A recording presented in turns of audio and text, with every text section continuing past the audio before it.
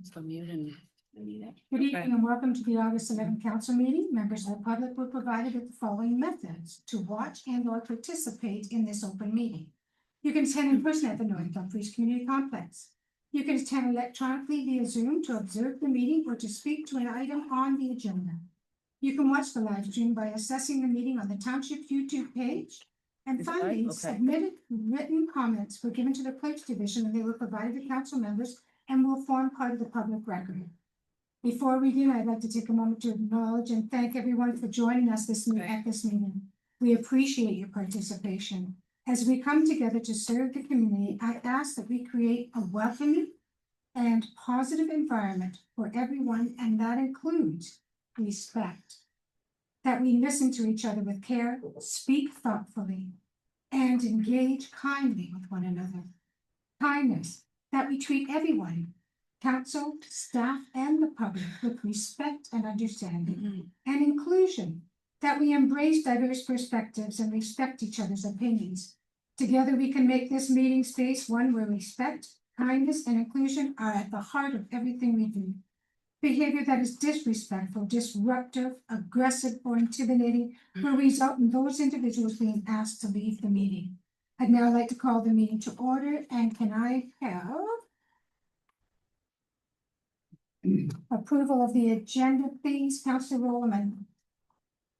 Moved by myself and by Councilor Tilly that council adopt the August 11th, 2025 council meeting agenda as presented with the following addendum. One, that agenda item 13.2.18, report number CAO 19-2025, sponsorship of the naming rights CCG proposal for the NDCC Net Zero Twin Pad project be moved forward and considered in association with agenda item 10.1. All those in favor? Carried, thank you.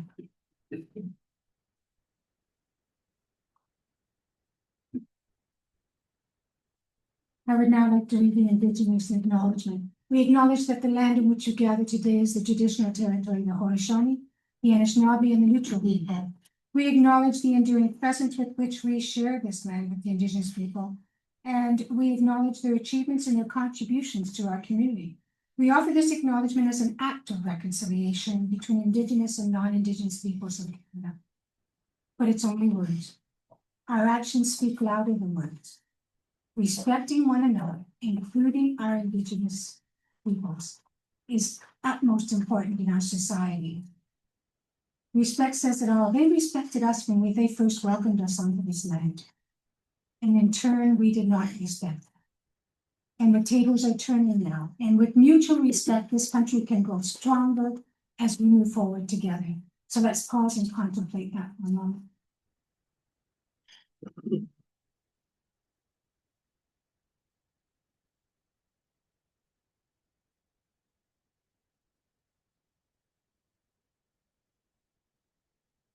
Thank you. Is there any disclosure of the hearing Chester General Manager thereof? Councilor Williams and then Councilor Rosie. Regarding item 7.5.1, the 47-2025.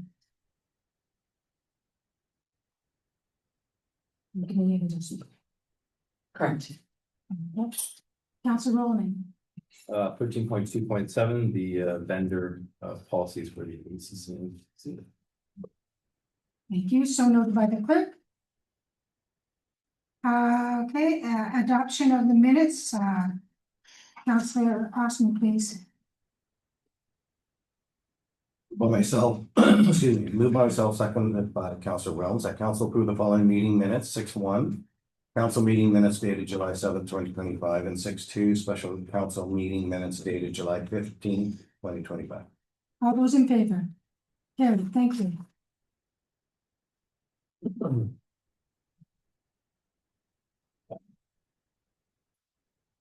Now we move into committee of adjustment. Councilor Williams, please.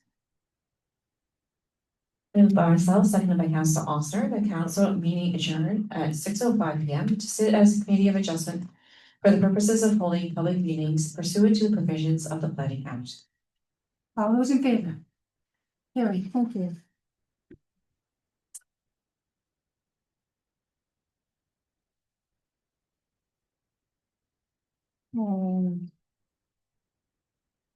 The agenda, Councilor Tilly, please. Moved by myself, second by Rod Roman, that the committee adopt the August 11th, 2025 Committee of Adjustment agenda as presented. All those in favor? Carried, thank you.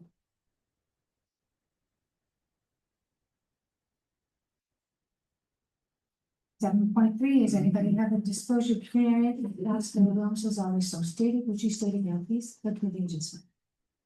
Thank you, Madam Mayor. I have a conflict with a 7.5.1 PD report 47-2025. Thank you. Any no others? Okay. Councilor Roman, please, the minutes from the previous meetings. Moved by myself, seconded by Mr. Scott Tilley, that committee of adjustment approve the following meeting minutes, committee of adjustment meeting minutes, dated July 7th, 2025. All those in favor? Carried, thank you. You noted, Councilor Turner.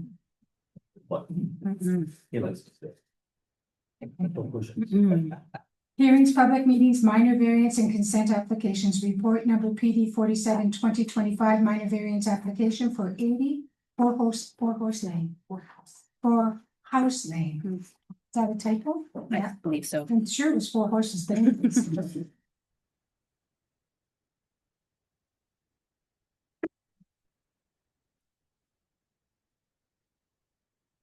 Notice has been given to those in accordance with the Planning Act. The Secretary Treasurer will keep a record of all persons who provide comments on this application and those who register with the Clerk's Department to request a notice of decision.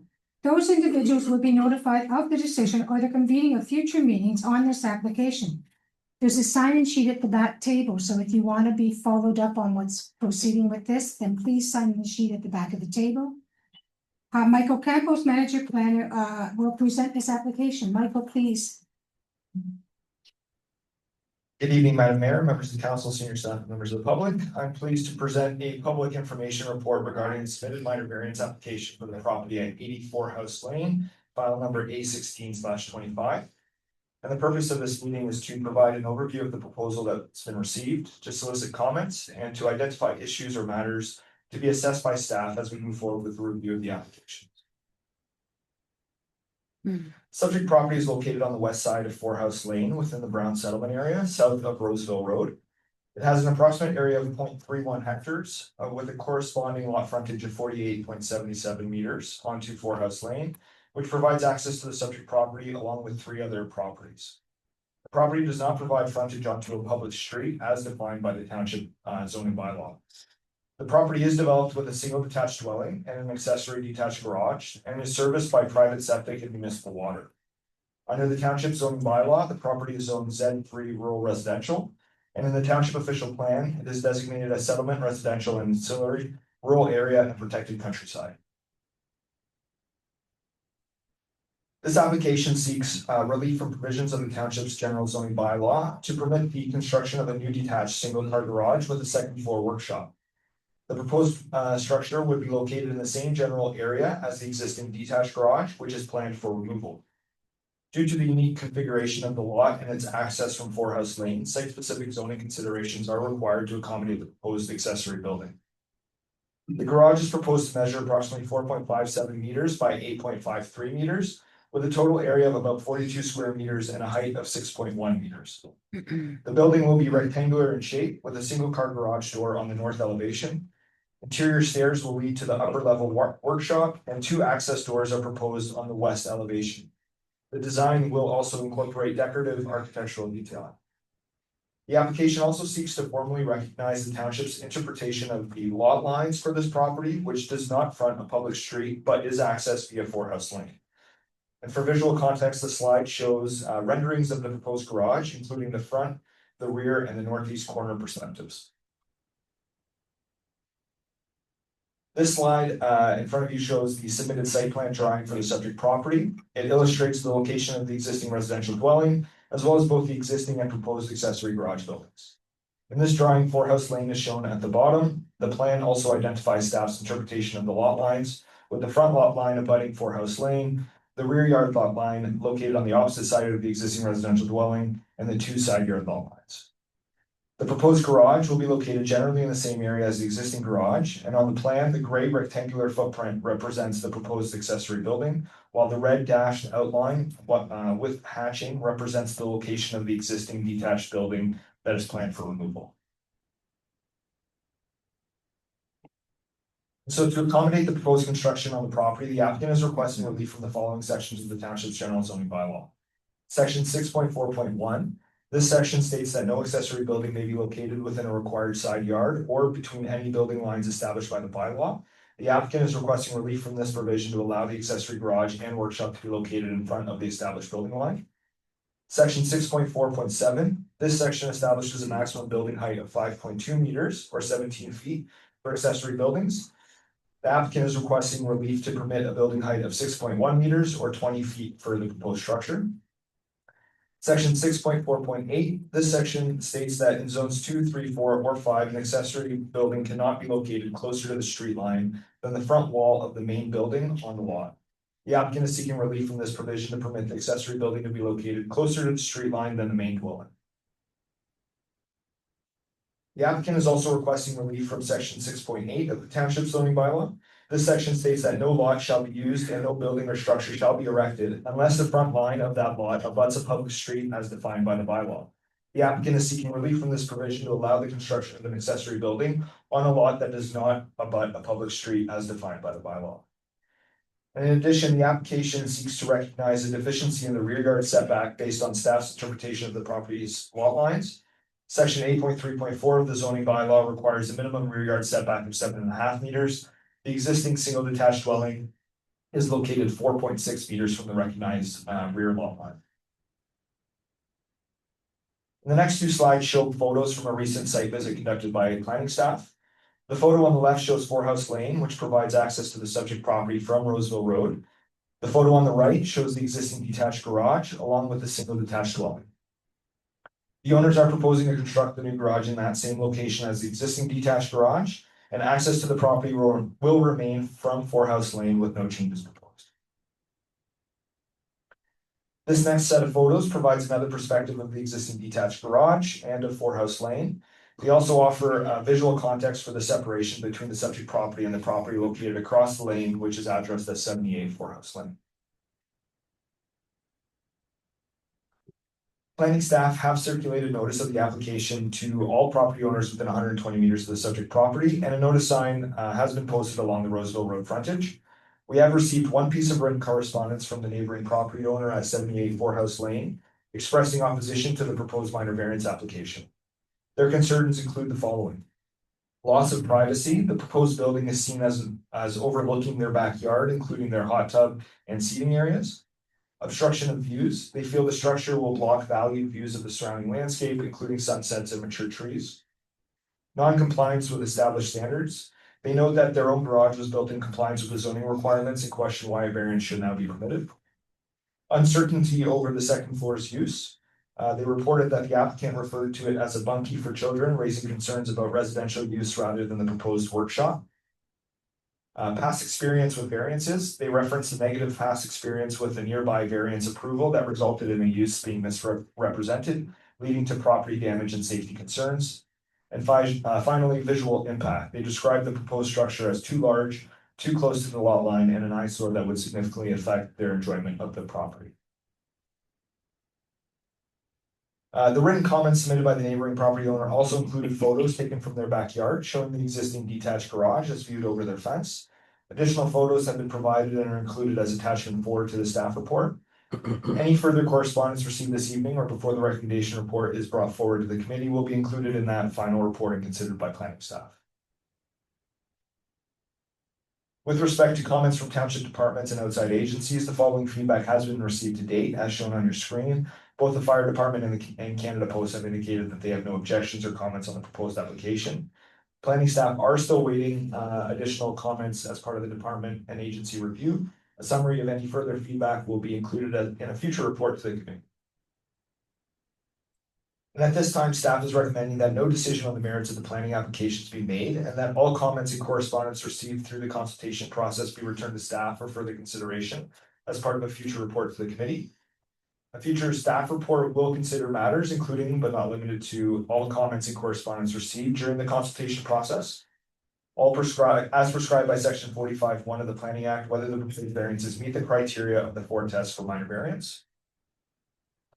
whether the proposed development is appropriate and desirable for the subject property, the impact of the proposed development on surrounding properties, including issues related to privacy, overlook, and compatibility, the proposed building's height, massing, and architectural design, and whether it is in keeping with the character of the surrounding area, the interpretation of the lot boundaries as it relates to zoning compliance, and the exploration of possible modifications or other measures to address concerns raised by neighboring property owners. And that concludes my presentation. Thank you. Thank you, Michael. I believe that the agent is here, but he just will answer questions. He doesn't want to speak at this time. Is the agent? Can we go back to that one? Excuse me, will you come up to the microphone, please, and give your name? Oh, I'm sorry, That's all right. my first time. I don't know. It's all right. Can you put that one picture back on you just set up of I gave to you, of my backyard? Now, you are the agent, John Harsford. I'm John, yeah, Okay, go ahead, John. okay. I was gonna get, yeah, I think he's working on putting that Yeah. picture back up. I'm actually John Marcellosi. Yeah. He's the neighbor, I'm the agent. Okay, what the agent is to speak now, sir. It's not for the public to speak yet. It's for the agent to speak. Did you want to speak, John? Yeah, I can speak. John? Oh, they're both Johns, that's. Yeah. I do. Again, it's Looking for the agent. Far too many Yeah. Johns in this world. Yeah. Yeah, I'll just speak very briefly. So I appreciate the meeting here tonight. I appreciate the amount of work that goes into it. This is my first time at one of these meetings as well. So one of our first times. Yeah, I appreciate the amount of detail in the report and the care that went into it. I appreciate all your time here tonight. I just want to really briefly touch on the comments from the neighbor from our client perspective. So our client has taken a great deal of time and care in the planning and design of their proposed renovation, with a great deal of care for the neighbors and the neighborhood, not wanting to create a disturbance or break relationships in a long-standing neighborhood.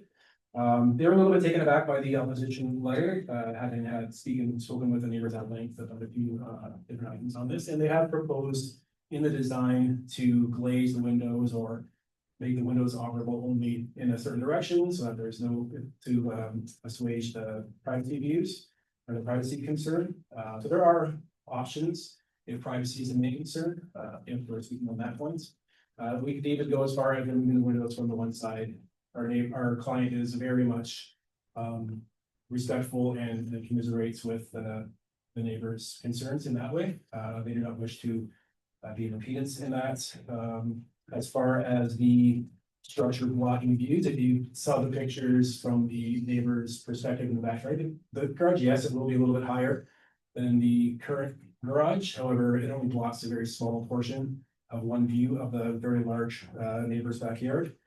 And that is really all I would say on those comments. The other comments, as far as, a previous zoning agreements causing some issues with some delinquency that I think is relevant to this. And that's all I have to say. So thank you very much for your time. Thank you. Now, does any member of the public wish to speak? Go ahead, John, come on up. Sorry. That's all right. Okay, I had some things I wanted to say, but well, I still had on my mind, we did talk to the neighbor about glazed windows and doing that sort of thing, but glazed windows still open. So, and we had a discussion of what it's gonna use for, and the previous use was for their kids growing up to use it as bunkies. With windows open, and then we got our backyard with open windows. So that's where I kind of thought glazed windows is kind of a solution, but glazed windows open, so the privacy is gone. I only oppose the second story. So if you see the picture there on the screen from sitting in my gazebo, that will totally block the sight line 100% where it is. So I will lose the sight line. We really enjoyed being by the campfire, watching the bats in the forest. Well, I won't be able to watch that anymore. They're gone. We're nature nuts. So that'll be gone. The sunset sets in the forest. We get to watch it. That's gonna be gone. And then it's as well my privacy issue in the hot tub.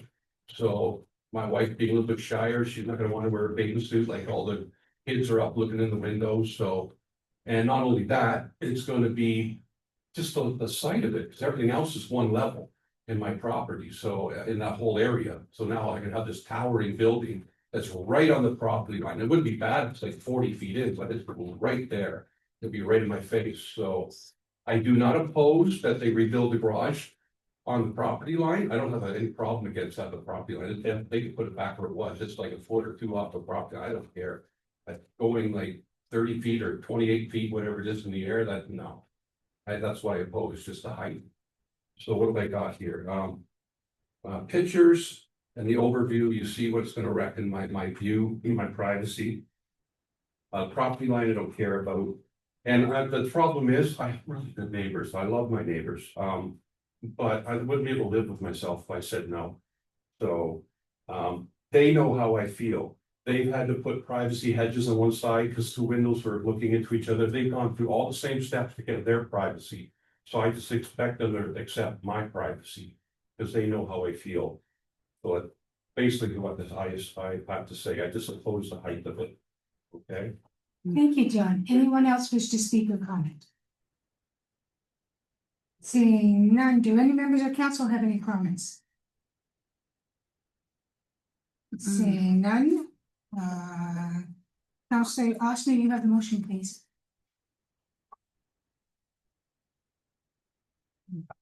Moved by myself, seconded by Rod Rowland, that PD report number 47-2025 be received. And then all comments and correspondence received through the consultation process be returned to staff for consideration in a future report to the committee on the disposition of this matter. All those in favor? Carried, thank you. I just wait for Councilor Lawrence.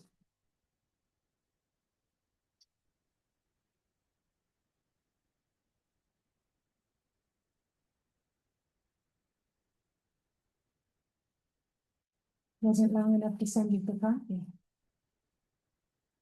Next is report number 7.5.2, report number PD 48/2025, minor variance application for 6 Smith River Way, file number A-1125. Notice has been given in accordance with the Planning Act. The Secretary Treasurer will keep a record of all persons who provide comments on this application and those who register with the Clerk's Department to request a notice of decision. Those individuals will be notified of a decision or the convening of future meetings on this application. Again, there's a sign-in sheet at the back. Make sure you sign in if you're here for this application. Brock Linkletter, Senior Planner, will present this application. Brock, please. Thank you, Madam Mayor. The following presentation is for minor variance application A-1125 for the property located at 6 Smith River Way. The purpose of this meeting is to provide an overview of the proposal, to solicit comments, and identify issues or matters to be assessed by staff. Subject property, municipally addressed as 6 Smith River Way in Ayr, is situated on the north side of the street, east of Smith River Court and west of Northumberland Street. The subject property has an approximate lot area of 1,000 square meters with a lot frontage of 18.4 meters along Smith River Way. Property is developed with an existing single detached dwelling and accessory structure, and the property is serviced by municipal water and sewer. Surrounding land uses consist primarily of low-density urban residential development, with the property being zoned Z4A urban residential in the township zoning bylaw. In the township's official plan, the property is located within the urban area of Ayr and is designated as built-up area. The owner is proposing a building addition to the existing single attached dwelling. Specifically, the owner is proposing an addition that would increase floor space on both the first and second stories of the dwelling. This addition would result in both the east and west elevations of the dwelling being 2 stories in height, whereas currently only the east side of the dwelling is 2 stories in height. Additionally, a new covered porch and entrance is proposed along the west facing elevation of the house. As the west facing side of the dwelling now transitions from 1 story to 2 stories, the expanded house must now comply with the 2.4 meter side yard setback requirement for two-story dwellings. The proposed covered porch within this side yard also requires relief from the setback requirement. To facilitate the proposed addition, the owner is requesting relief from the general zoning bylaw to allow for a reduced interior side yard setback. Specifically, the owner is requesting the following minor variance from the zoning bylaw. Section 8.3.3 of the zoning bylaw establishes that the minimum side yard The setback for a two-story dwelling shall be 2.4 meters. The applicant seeking relief to permit a reduced side yard setback of 2.3 meters from the west facing wall of the principal dwelling and 1.2 meters from the proposed covered porch within the same side yard. On the top left of this slide, you can see a view of the subject property from Nith River Way. The photo on the top right of the slide provides a view of the west facing side of the existing dwelling. And the photo on the bottom portion of the slide provides an additional view of the west facing side of the existing dwelling, showing a portion of the rear yard where the building addition will be located.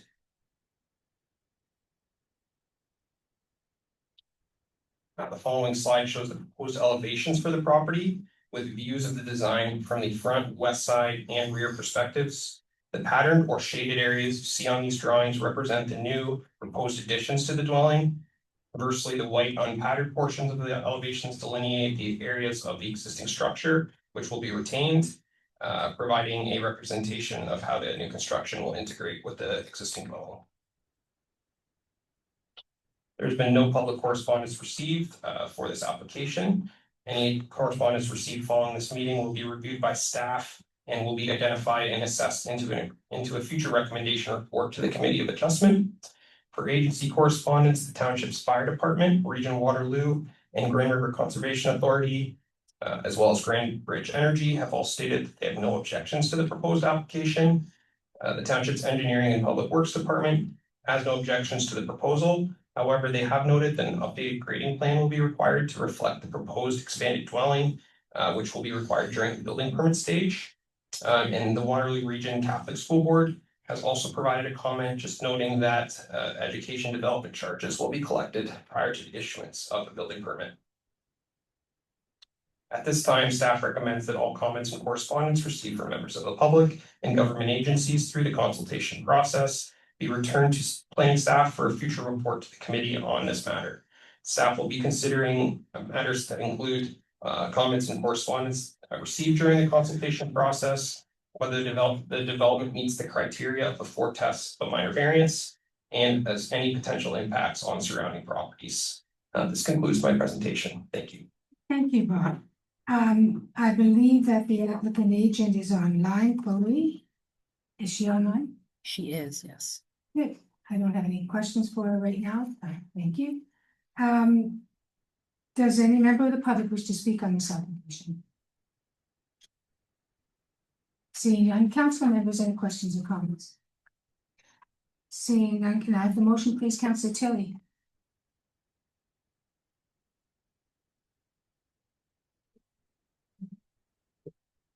Is it? Oh, Councillor Williams, it says here it was Mark Tilly there, sorry. Moved by myself, seconded by Scott Tilley, that PD report number 48-2025 be received. And that all comments and correspondence received through the consultation process be returned to staff for consideration in a future report to the committee on the disposition of this matter. All those in favor? That's carried. Thank you.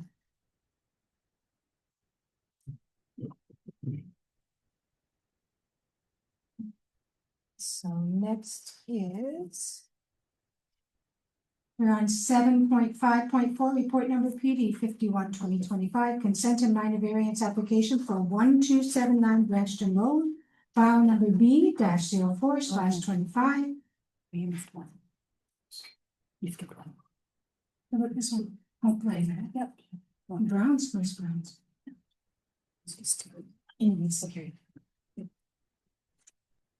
My apologies, it's number 7.5.3, report number PD 49/2025.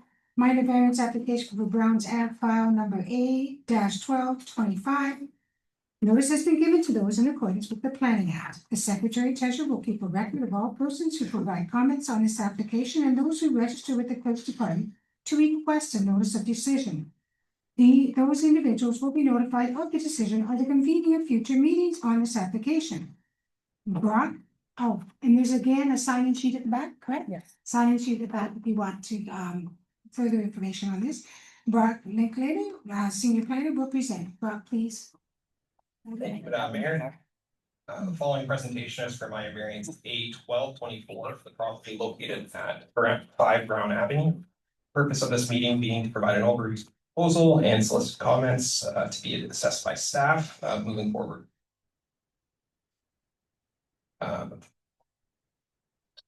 Subject property municipally addressed as 5 Brown Avenue is located on the east side of Brown Ave, south of the intersection of Brown Ave and Roseville Road, within the Browns Rural Settlement area. The property has an approximate lot area of 1534 square meters with corresponding lot frontage of 27.44 meters onto Brown Avenue. The property is redeveloped with an existing single attached dwelling on private servicing and 2 accessory structures. Surrounding land uses consist primarily of low density residential development and farmland. The subject property is zoned Z3 rural residential in the township zoning bylaw, and in the township's official plan, the property is located within the Browns Rural Settlement Area and is designated settlement area and ancillary. The owner is proposing a building addition to the existing single attached dwelling, which involves both increasing the floor space and expanding the size and depth of the existing attached garage to accommodate a barrier-free vehicle. Property owner's desire for this addition stems from the need to improve accessibility and rehabilitation requirements for the dwelling, creating a safe and supporting living environment. To accommodate the planned alterations, the applicant is seeking relief to allow a reduction to the building line setback or front yard setback for the expanded dwelling compared to the bylaws established requirement for a building line. And additionally, the applicant is requesting permission for a proposed roof overhang to project further into the required side yard than the bylaw currently permits for architectural feature of projections. And on this slide, you can see an image of the existing conditions site plan on the left with a proposed site plan shown on the right. On this slide, you can see a conceptual rendering, which represents how the single detached dwelling is intended to look when viewed from the front, following the proposed building alterations. In order to facilitate the proposed building addition, the applicant is requesting relief from the following 3 sections of the township zoning bylaw, specifically section 6.5.1 establishes that no building or structure can be located between the street line and any building lines established by this bylaw. The owner is seeking relief to permit for a portion of the expanded dwelling to be located between the street line and the established building line. Section 6.5.3 of the zoning bylaw establishes that architectural features such as roof overhang or eave can project up to a maximum of 0.3 meters into any required side yard. The owner seeks relief from this provision to permit for proposed roof overhang that would project 0.7 meters into the required side yard setback. And lastly, section 6.10.6 establishes that for lots that are located between 2 existing buildings that are not more than 60 meters apart from one another, but are both farther from the street line than the building line established by this subsection, the line of the front wall of the building closer to the street line is deemed to be the established building line requirement, which in this case is 10.83 meters. The owners seek relief from this provision to permit a building line setback 9.6 meters from Brown Avenue for the proposed expanded building. This slide shows 2 different views of the existing dwelling in its current state, with the photos taken from Brown Avenue. Further, the slide shows the existing and proposed elevations for the property, with views of the dwelling from the front and rear. There's been no public correspondence received for this application at this time. Any correspondence received following this meeting will be reviewed by staff and identified and incorporated into a future recommendation report to the Committee of Adjustment. For agency correspondence, the Township's Fire Department, Engineering and Public Works Department, Region of Waterloo, GRCA, and Canada Post have stated they have no comments or concerns. Rainbridge Energy has no objections to the proposal. However, they did provide a comment reminding the applicant they will need to call for locates prior to beginning construction on the addition. The Waterloo Region Catholic School Board has also provided a comment noting that education development charges will be collected prior to building permit. And the Township's Building Department also provided comments noting specifically that the original septic system was designed for a 2-bedroom, 19-fixture dwelling of 91 meters squared. Proposed increase in fixtures square footage and bedrooms requires a recommendation from a septic professional, which confirms that the septic system whether it needs upgrading and that there's adequate space to do so on the lot in accordance with the Ontario Building Code. Secondly, the submitted grading plan does not reflect the proposed construction. An updated plan is required to show the proposed construction of the building addition and how the overland flow on the site will be managed, particularly in the front yard and along the south lot line. The township has no record of a building permit for changes to the deck or the addition of a swim spa on the property, which was noted in the applicant's submission. Building permits will be required for both. The permit submission for the new work must include confirmation that the deck is freestanding and will not be impacted by the removal or replacement of the foundation, in addition to detailing the new structural support for the proposed deck overhang. And lastly, a minor variance approved in 1990, application number A1890, permitted a 104.9 meter square accessory structure, lot coverage allowance of 4% or 16 meters squared for the Zone 3 property. The new frame shed, which is indicated on the survey, is not permitted as it would exceed the maximum lot coverage and does not conform to the required setbacks for an accessory structure as well. While the structure may not require a building permit due to its size, it must still conform to the township zoning bylaw in terms of permitted lot coverage. Staff recommends at this time that all comments and correspondence received from members of the public and government agencies be returned to staff for a future report to the committee on this matter. Staff will be considering matters which include all comments and correspondence received during the consultation process, whether the development meets the criteria of the 4 tests of the minor variance, and any potential impacts on surrounding properties. Thank you. Thank you, Bob. Would the agent or the representative like to speak? It was Chloe who was online. Oh, yes. Yeah, she Did is. we lose her? She is online. Is she online? Chloe, did you wish to speak?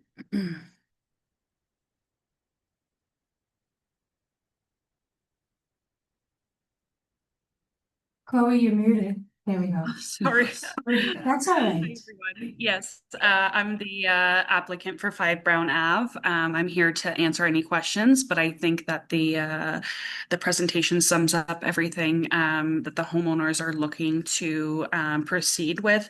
Again, the addition is mainly to accommodate the front the wheelchair accessible vehicle for one of their children, as well as the addition itself is to make the living space more barrier free or accessible for their daily lifestyle as well. So yeah, I'm here to answer any questions if anybody has any. Thank you, Chloe. Any member of the public wish to speak? You're a very quiet group tonight. Councilors, any comments? Seeing none, can I have the motion, Councilor Tilly, please? Moved by myself, second by Derek Otzner, that PD report number 49-2025 be received, and that all comments and correspondence received through the consultation process will be returned to staff for consideration in a future report to the committee on the disposition of this matter. All those in favor? Carried, thank you. Now we are at 7.5.4 report number PD 51/2025, the consent and minor variance applications for 1279 Branchton Road, file number B0425, A-1425, and A-1525. Notice has been given to those in accordance with the Planning Act. The Secretary Treasurer will keep a record of all persons who provide comments on this application and those who register with the Clerk's Department to request a notice of decision. Those individuals will be notified of the decision or the convening of future meetings on this application. Again, there's a sign-in sheet at the back if you'd like to sign in for this. Michael Campos, Manager of Planning, will present this application. Michael, please. Thank you, Madam Mayor. I'm pleased to present a public information report regarding submitted consent application and 2 minor variance applications for the property at 1279 Branchton Road, file numbers B04/25, A14/25, and A15/25. Again, the purpose of today's meeting is to provide an overview of the proposal received, to solicit comments, and to identify issues or matters to be assessed by staff as we move forward with the review of the applications. And for the purposes of this public meeting, all three applications have been consolidated into one report for efficiency as they are interrelated. So the subject property is located on the east side of Branchton Road, south of Morrison Road and north of Maple Manor Road, within a cluster of existing rural residential properties. It has an area of 13.35 hectares with a corresponding lot frontage of 217.5 meters along Branchton Road. Property is developed with an existing single detached dwelling and a barn on private services. Surrounding uses generally consist of rural residential and agricultural properties. Under the township zoning bylaw, the property is zoned Z1 agriculture, and in the township official plan, it is designated as rural area and protected countryside. So the purpose of these submitted applications is to create one new rural residential lot for the development of a future single detached dwelling, and to request relief from certain provisions of the general zoning bylaw for both the proposed severed lot and retained lot. The consent application, file number B04/25, proposes to sever the property to create this new rural residential lot. The proposed severed lot would be located on the southern portion of the property, south of the existing single detached dwelling and barn. It would have a frontage of 46 meters and a maximum depth of 184.3 meters. The retained lot, after the severance, would have an area of about 12.35 hectares and a frontage of 171.3 meters onto Branchton Road. On the screen, you can see a visual concept plan showing the retained lot in green and the severed lot in red. The applicant has also submitted two minor variance applications, file numbers A14/25 and A15/25, to request relief from the minimum lot frontage and lot area requirements for both the proposed retained lot and the proposed severed lot. For the retained lot, the variances are requested as follows: to permit a minimum lot area of 12.35 hectares, whereas the current lot area of 13.35 hectares is recognized as an existing lot under section 7.5 of the bylaw. And to permit a minimum lot frontage of 171 meters, whereas the existing frontage of 217.5 meters is recognized under section 7.5 of the zoning bylaw. For the proposed severed lot, the variances are requested as follows: to permit a minimum lot area of 1 hectare, whereas the zoning bylaw requires a minimum lot area of 35 hectares, and to permit a minimum lot frontage of 46 meters, whereas the zoning bylaw requires a minimum frontage of 230 meters. The figure on the left side of your screen shows the existing residential dwelling on the subject property. Access to the property is provided directly from Branchton Road. The existing barn, which is located to the rear of the dwelling, is not visible in this photo. The photo on the right shows the proposed location of the severed lot, which is situated immediately south of the existing dwelling. This next photo illustrates the proposed area of the new residential lot, which would have future access from Branchton Road. And as you can see, this portion of the property is currently vacant and offers a wide frontage along Branchton Road. Planning staff have circulated notice of the applications to property owners within 120 meter radius of the subject property, as well as located notice signs along the Branchton Road frontage of the property, identifying and describing the proposed applications under consideration. And at this time, no correspondence has been received from any members of the public. Any submitted correspondence received this evening or prior to a recommendation report being brought forward to the committee will be included as part of the final recommendation report. And with respect to comments received from the township departments and outside agencies, the following comments have been received as shown on your screen. Beginning with the township's engineering consultant, while the proposed lot size is sufficient to accommodate a private septic system under worst case conditions, a preliminary review of aquifer conditions suggests that further study will be needed to confirm an appropriate water supply. The location of the existing well and septic system for the dwelling at 1279 Branchton Road should also be shown on the submitted drawings. An air photo show an existing drainage feature that conveys water southeast from the barn toward a nearby water course. This drainage area crosses the severed lot at about 2/3 of its depth. There needs to be some additional discussion on how this drainage functions today and how it will be maintained in the future. And given that the proposed lot is already at the maximum area, it may be better to reduce its depth so that this drainage remains part of the farm. Township's fire department has advised that they have no concerns or objections to the proposed consent and minor variance applications. The region of Waterloo has identified that Branchton Road, also known as Regional Road 43, has a designated right-of-way of 30.48 meters. The 5-meter road widening will be required to be confirmed by an Ontario land surveyor and conveyed to the region free of cost and encumbrance. This widening will also need to be reflected on the separate sketch. The region has also advised that a regional access permit will be required for any future access to the severed lot, and that a lot grading plan will need to be submitted for regional review and approval.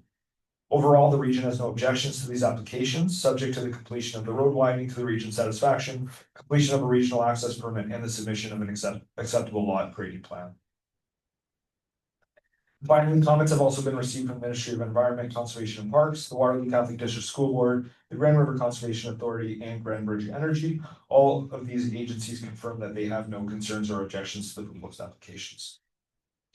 Any additional comments received through staff and agency review will be included as part of a future recommendation report to council. At this time, staff is recommending that no decision on the merits of the planning applications be made, and that all comments and correspondence received through the consultation process be returned to staff for further consideration as part of a future report to the committee. Future staff report will consider matters including but not limited to all comments and correspondence received during the consultation process, as prescribed by section 45(1) of the Planning Act, whether the proposed variances meet the criteria of the 4 test for minor variance, whether the proposal is, in the opinion of staff, appropriate and desirable for the subject property, having regard for its current and previous uses, surrounding context and pattern of development along Brampton Road, the potential impact of the proposed development on adjacent and surrounding properties, including land use compatibility, lot fabric, and minimum distance separation requirements, the interpretation and the application of official plan policy 2.10.3, which provides criteria for permitting limited rural residential infill in areas outside of the designated rural settlement area, the suitability of the proposed separate lot for private well and septic servicing, and the potential implications of further agricultural land fragmentation, agricultural land preservation, and the overall vision for the rural area. That concludes my presentation. Thank you very much. Thank you, Michael. Would the agent like to speak?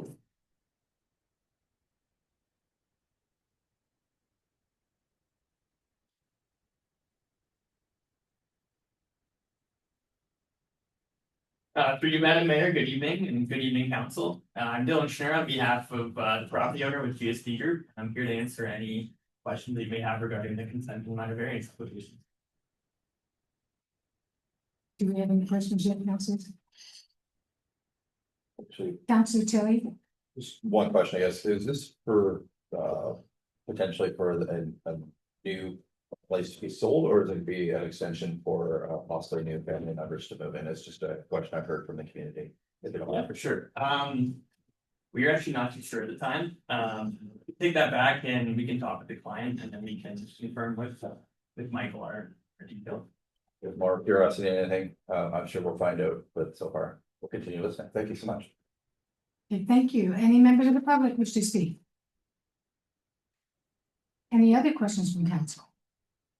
Seeing none, can I have the motion, please, Councilor Rowland? Moved by myself, by Councilor Wilms, that the report number 51-2025 be received, and all comments and correspondence received through the constitution process be returned to staff for consideration and future report to the committee on the disposition of this matter. All those in favor? Carried, thank you.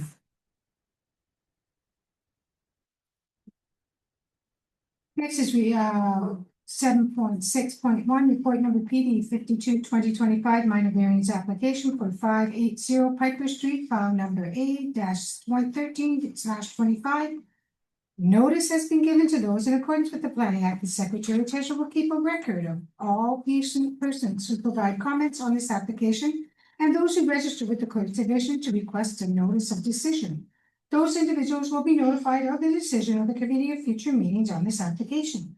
Again, there should be a sign-in sheet at the back. Don't hesitate to sign it if you want more information. Michael Campos, Manager of Planning, will present this application. Michael, please. Thank you once again, Madam Mayor. I'm pleased to present a recommendation report regarding a submitted minor variance application for the property at 580 Piper Street, file number A13/25. And the purpose of this meeting is to present the staff recommendation for the committee's consideration in conjunction with an overview of the proposal received. Today's meeting will also serve to solicit comments and to identify any issues that may need further review. The subject property is located east of the intersection of Piper Street and Chelsea Road. It has an approximate area of 0.72 acres with a frontage of 64.5 meters along Piper Street. Surrounding land uses include industrial, agricultural, and rural residential properties, as well as the valley system of the Myth River. The property is currently developed with a one-story single detached dwelling and an accessory building. It is serviced by a private well and septic system. Under the township zoning bylaw, the property is zoned Z1 agriculture and is subject to site-specific exemption 20.1.8, which establishes a minimum lot area of 0.29 hectares and a minimum lot frontage of 64 meters along Piper Street. In the township's official plan, the property is designated as prime agricultural.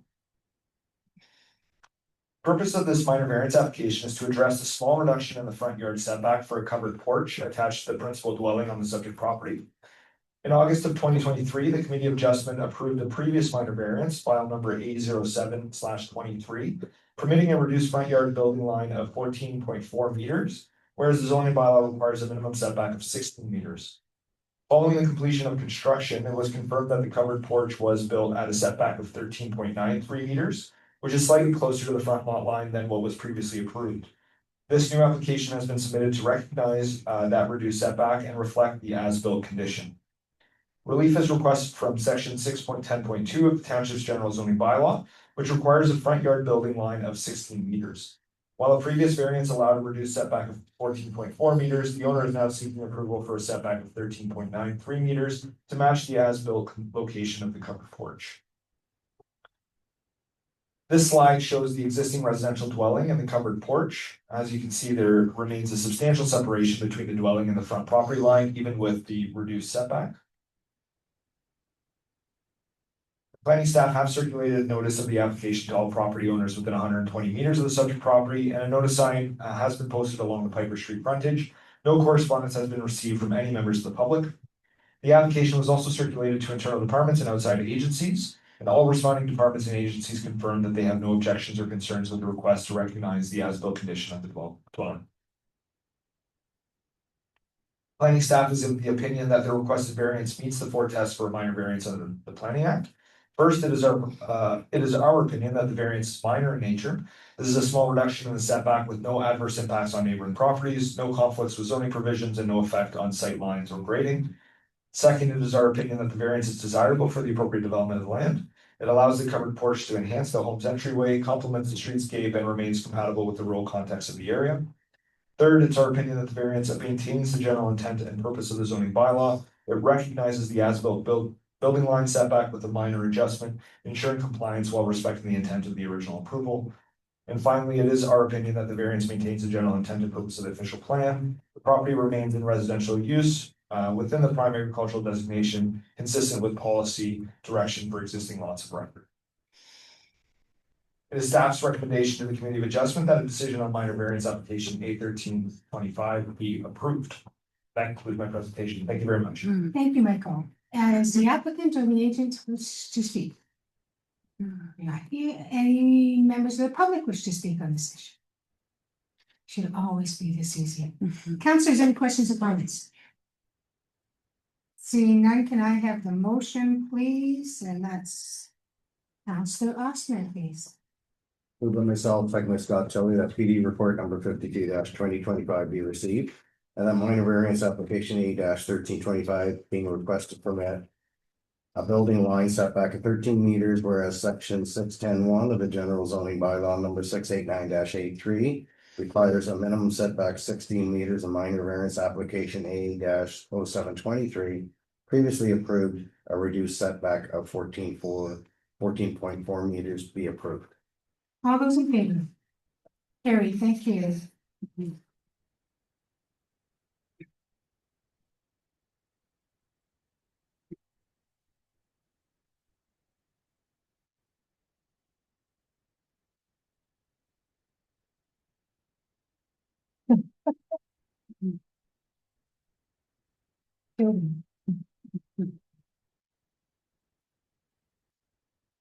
Now the motion to adjourn Committee of Adjustment, Council Rose, please. Moved by myself, second by Scott Tilley, that pursuant to the Planning Act, public meeting and the Committee of Adjustment be adjourned at 6:55 p.m. All those in favor? Carrie, thank you.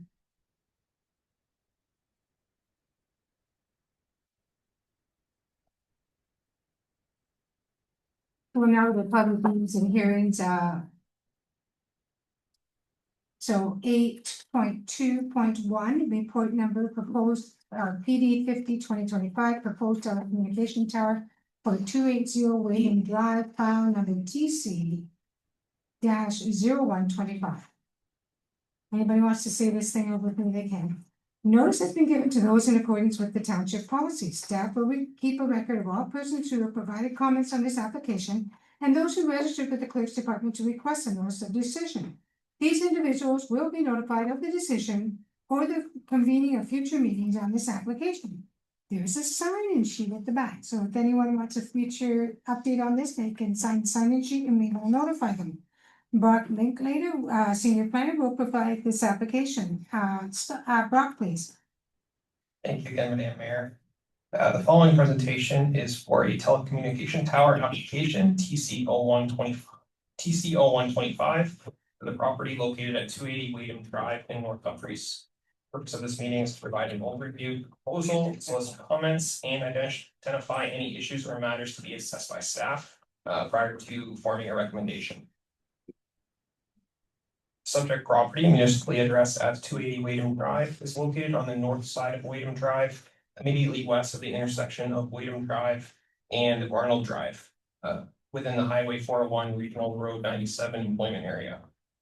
The property has an approximate area of 10,091 square meters or 1 hectare, with a corresponding lot frontage of 54.86 meters onto Wadham Drive. Property is developed with an existing industrial shop along with vehicle and trailer storage areas, and surrounding land uses are primarily industrial in nature. The subject property is zoned Z11 industrial in the township zoning bylaw. In the township's official plan, the property is located within the Highway 401 Regional Road 97 employment area and is designated as dry industrial commercial. The applicant submitted an application to erect a self-support telecommunications tower that is 60 meters in height. The proposed tower will be enclosed within a fenced 15 meter by 15 meter secured compound to be located at the northwest corner of the property.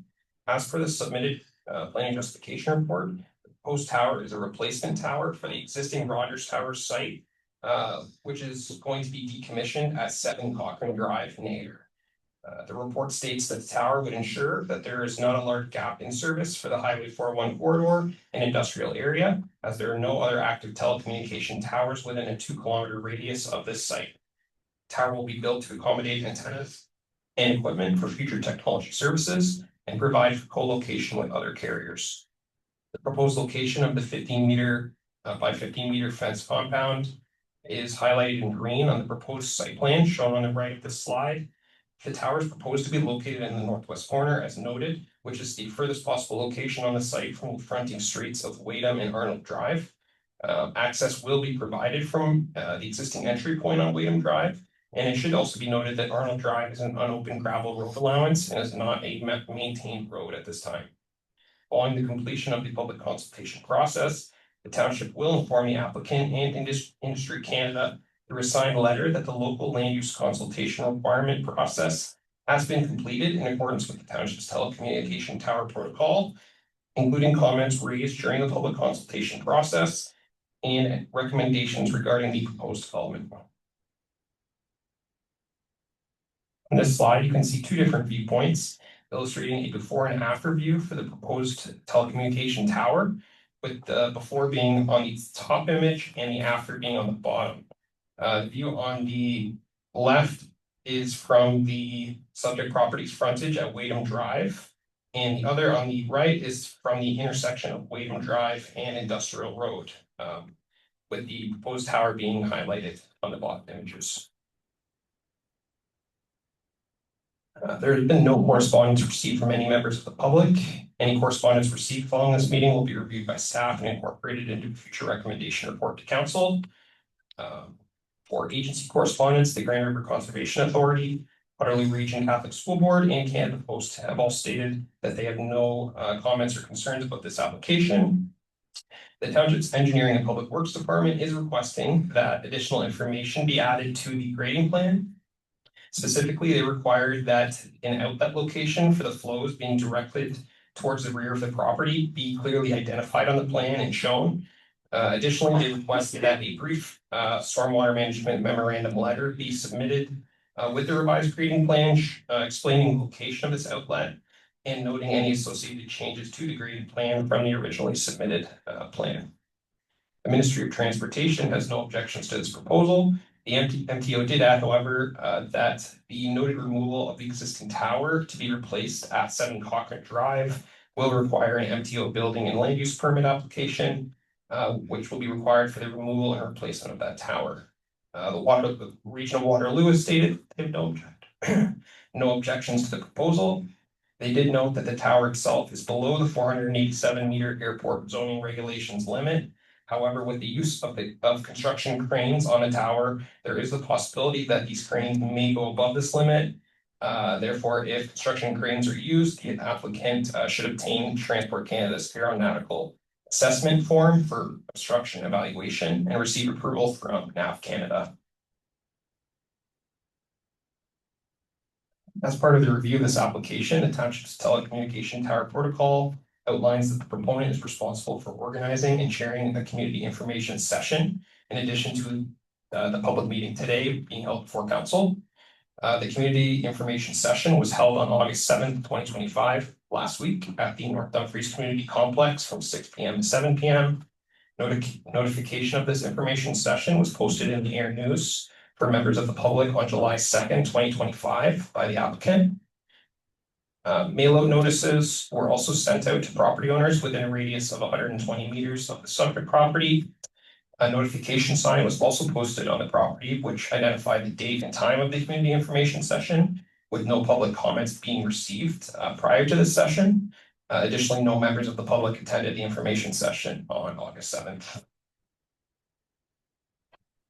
At this time, staff is recommending that all comments and correspondence received from members of the public and government agencies through this consultation process be returned to staff for future report to council on this matter. Staff will be considering the following matters in a future recommendation report to council. All comments and correspondence received, if the subject proposal and the opinion of staff is desirable for the property, and whether it complies fully with the township's telecommunication tower and telecommunication antenna preferred location protocol, as well as any impacts on surrounding properties from the proposed development. This concludes my presentation. Thank you. Thank you, Bob. The agent Victoria, are you online? Hello, thank you. Yes, I am here. Would you like to make any comments? Sure. First off, good evening, Your Worship, members of council and planning staff. I just really wanted to say thank you to all the work that's gone into this. I know that planning staff spend a lot of time going through these applications, and they're not, as we can see, lots of these applications come through. So I really appreciate the time that they've spent. I just really quickly wanted to share my screen just to show a couple images. So just so you can see, this is the existing tower that is set to be replaced. And here is the subject property with and without the tower. And this is just another aerial footage just to show that the access will use the existing access on the property and just extend it to that back corner. As Brock noted, we've pushed it as far back as possible from the frontage of the road, and that helps with visibility as well as to keep away from anyone kind of driving by and make sure there's no safety or visibility concerns. Just a little bit of that site plan that Brock already shared. It is a 60-meter tower, which is the exact same as the existing tower that's already there. So we're just replacing kind of the same tower for the same, just in a different location. And this just shows the general coverage that there's existing towers in the area. There's an existing Rogers 51-meter, as well as an existing Rogers 80-meter. And then the red shows the existing tower and the green shows the new proposed tower. And it just shows how, even though there is a slight shift in location, it's between the existing towers. It's really going to make sure that industrial area is covered as well as the 401 is covered. So the goal really is to make sure that there's not a gap in coverage and to make sure that we're not taking away coverage that's already there. So that's really all for my presentation. I just wanted to kind of show those extra pieces Sorry, I'm just trying to stop that sharing. And so thank you for your time. And if there's any questions, please, I would love to answer them if possible. Thank you, Victoria. Is any member of the public have any questions? Seeing none, any members of council have any questions, comments? Seeing none, can I have the motion, please?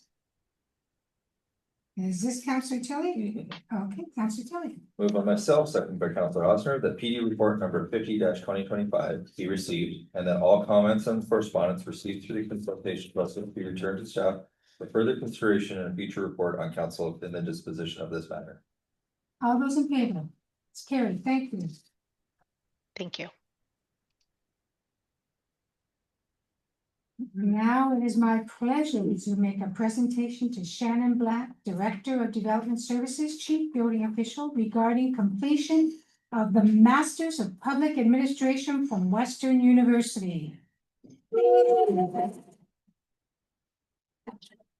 Shannon Black, Director of Developmental Services, Chief Building Official, is in attendance tonight, and I would like to ask Shannon, please come forward to be acknowledged for your continued professional and educational where is it? Professional and educational development. We'd like to congratulate Shannon Black for completing her master's degree. Shannon has received her Master's of Public Administration from Western University. On behalf of the Township and North Dumfries Council and staff and the public, we would like to congratulate you on this monumental achievement. Well done, Shannon. When did you start the doctorate, right? When do you start the doctorate? Doctor. Congratulations. Thank you. Well done.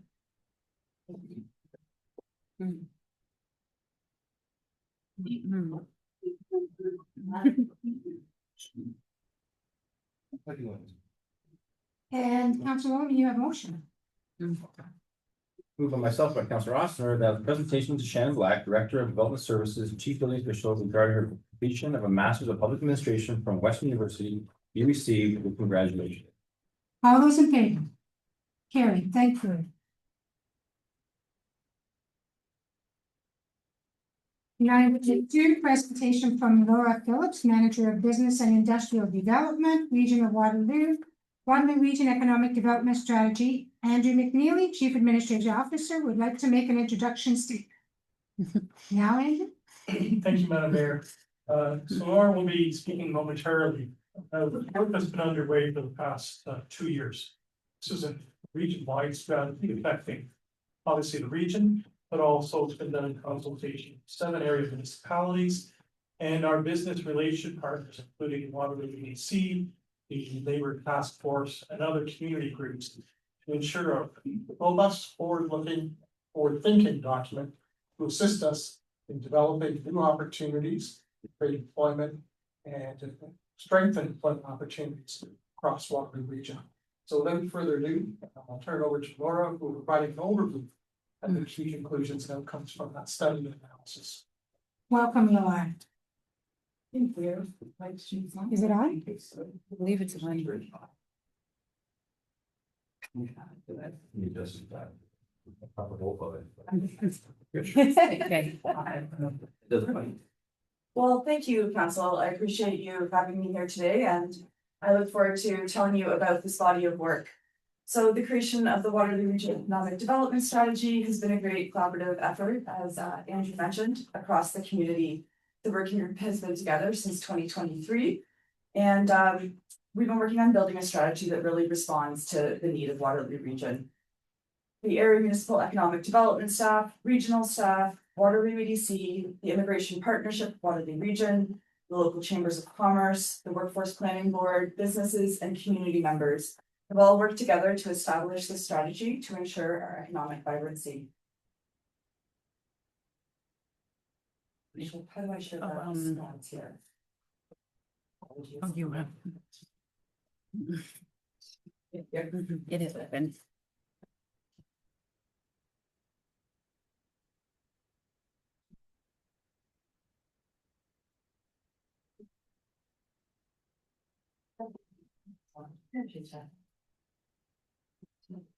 picking up where we left off. So to support our projected growth, in 2022, regional staff facilitated conversations with community interest stakeholders around the region to see if we actually needed a new economic development strategy. Not surprisingly, 100% of the people that we talked to agreed that we did need the development of a new strategy to guide our region.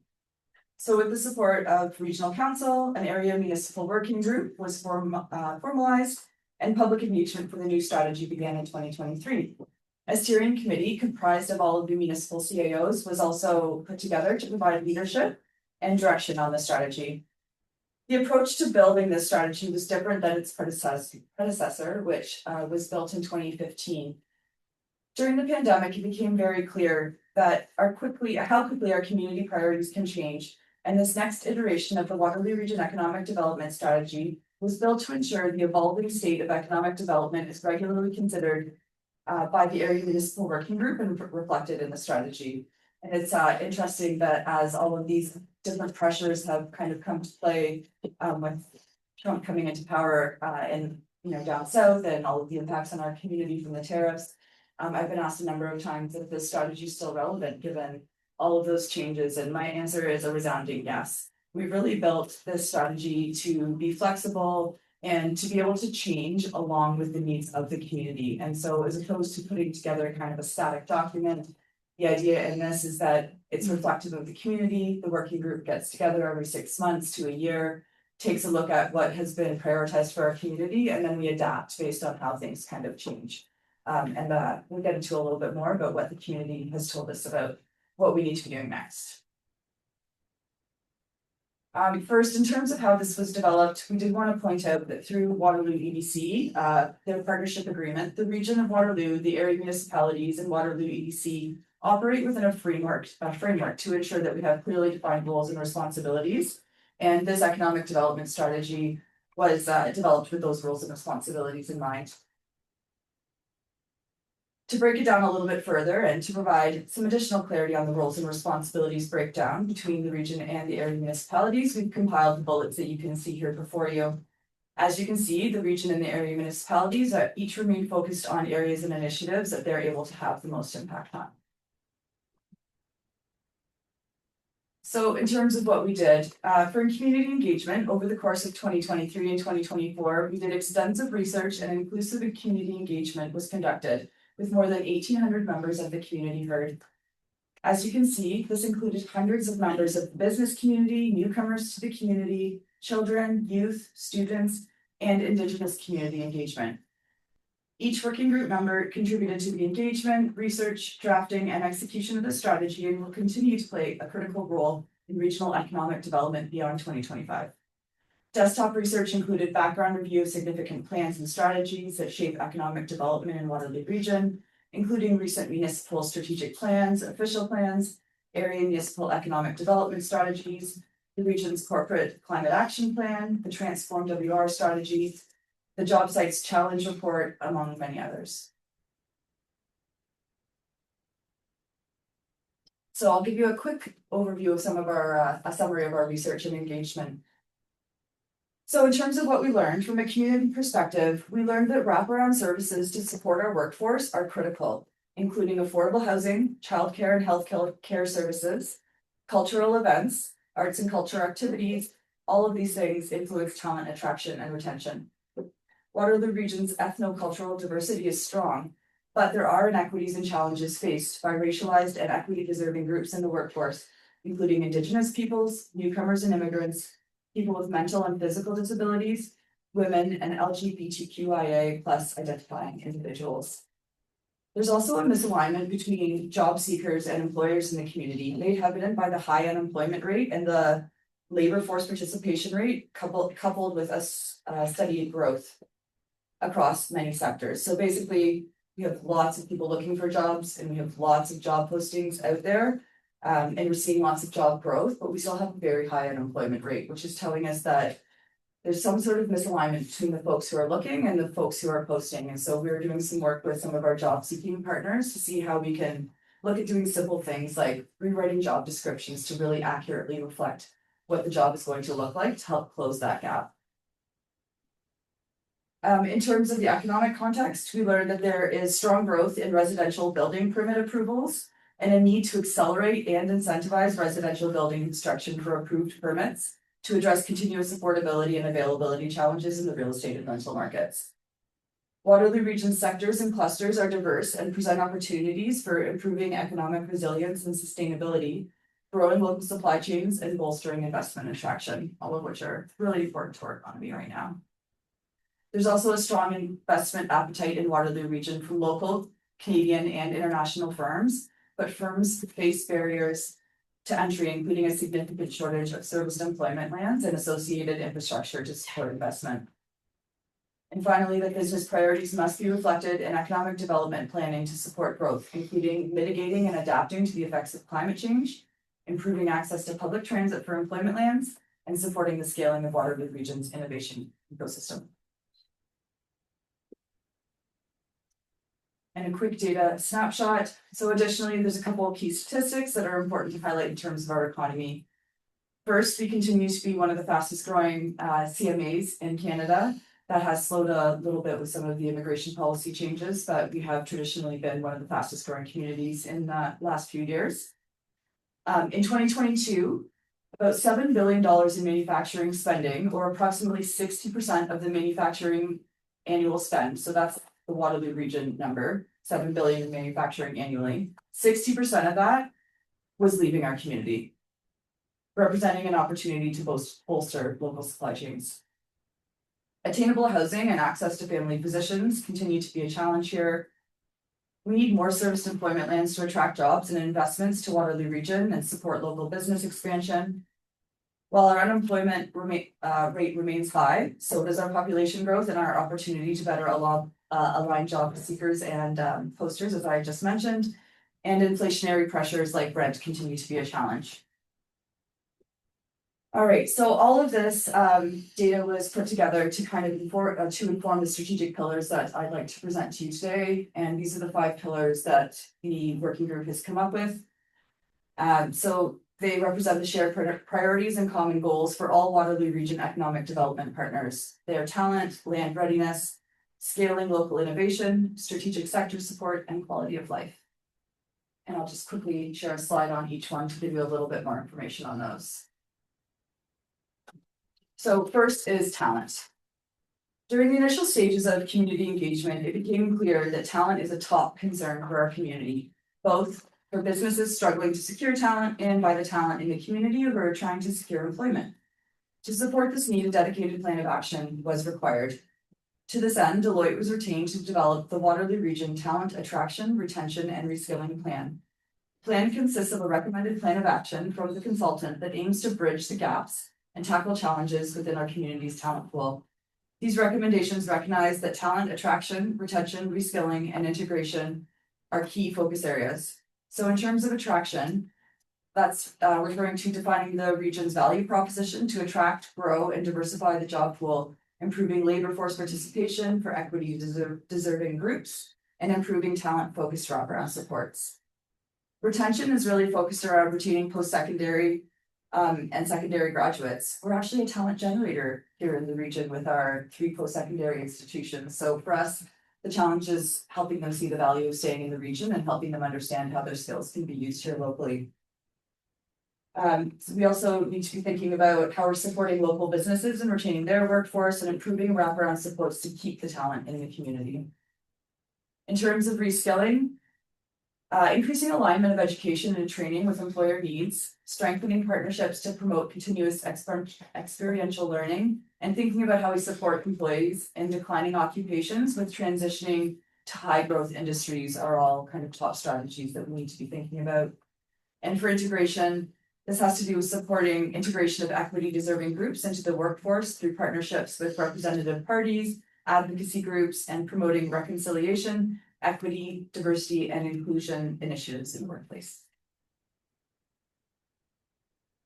So land readiness, I've mentioned the lack of serviced employment lands here a couple times, but it certainly came through pretty strongly in ongoing conversations with interest holders, community, businesses, investors, leaders. This is a critical need. We need shovel-ready employment lands to help get ourselves ready for investment here. Waterloo Region urgently needs shovel-ready lands for both employment and residential development to ensure job growth and housing availability to keep up with our rapidly growing population. The land readiness pillar recognizes this urgent need by outlining priority areas to streamline regional policy and processes surrounding strategic infrastructure servicing and land development, and aligning the market demand with employment and residential lands. In terms of scaling innovation, we all know about our reputation here within our community as one of Canada's top innovation hubs. And while this strength is validated through our research and engagement, we also heard that there's a need for a shift in the tech ecosystem from startup to scale up. Waterloo Region has no shortage of our entrepreneurs and startups, but a greater focus needs to be placed on ensuring they have the capital, mentorship, support, services, and land resources necessary to place roots and to grow here. For strategic sector support, Waterloo Region is home to several dominant industry sectors, including advanced manufacturing, automotive, food processing, agriculture, fintech, and technology and digital media. Our status as a global tech leader attracts innovation and growth across all industry sectors, with the rise of artificial intelligence, robotics, and automation. Feedback from local interest holders and industry representatives showed a desire to see a holistic or a community-wide approach to considering the impacts of emerging sectors and the role they will play in future economic growth activities like investment attraction, business retention and expansion, and workforce development. And our final pillar is not one that you would typically find in an economic development strategy, but it is one that's crucial to our community growth. Activities like investment attraction, business retention and expansion, and workforce development and entrepreneurship are dependent on maintaining a high quality of life for residents and businesses. When quality of life is high, well-being increases, talent and investment come to Waterloo Region, and our community grows. While engagement showed that our community's quality of life is high, we also heard about the critical need for improvement in essential services and amenities that have a strong impact on the quality of life. Wraparound services that support talent, including lowering cost of living, access to housing, family physicians, childcare, public transportation, and community connectedness are all critical to improving quality in Waterloo Region.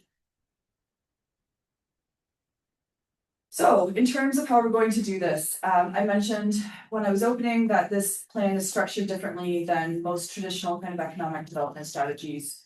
The 2015 strategy included 43 actions and over 220 sub-actions for the working group members to adopt in their existing development activities and strategies. And while many were adopted and had success, there were some that were never realized.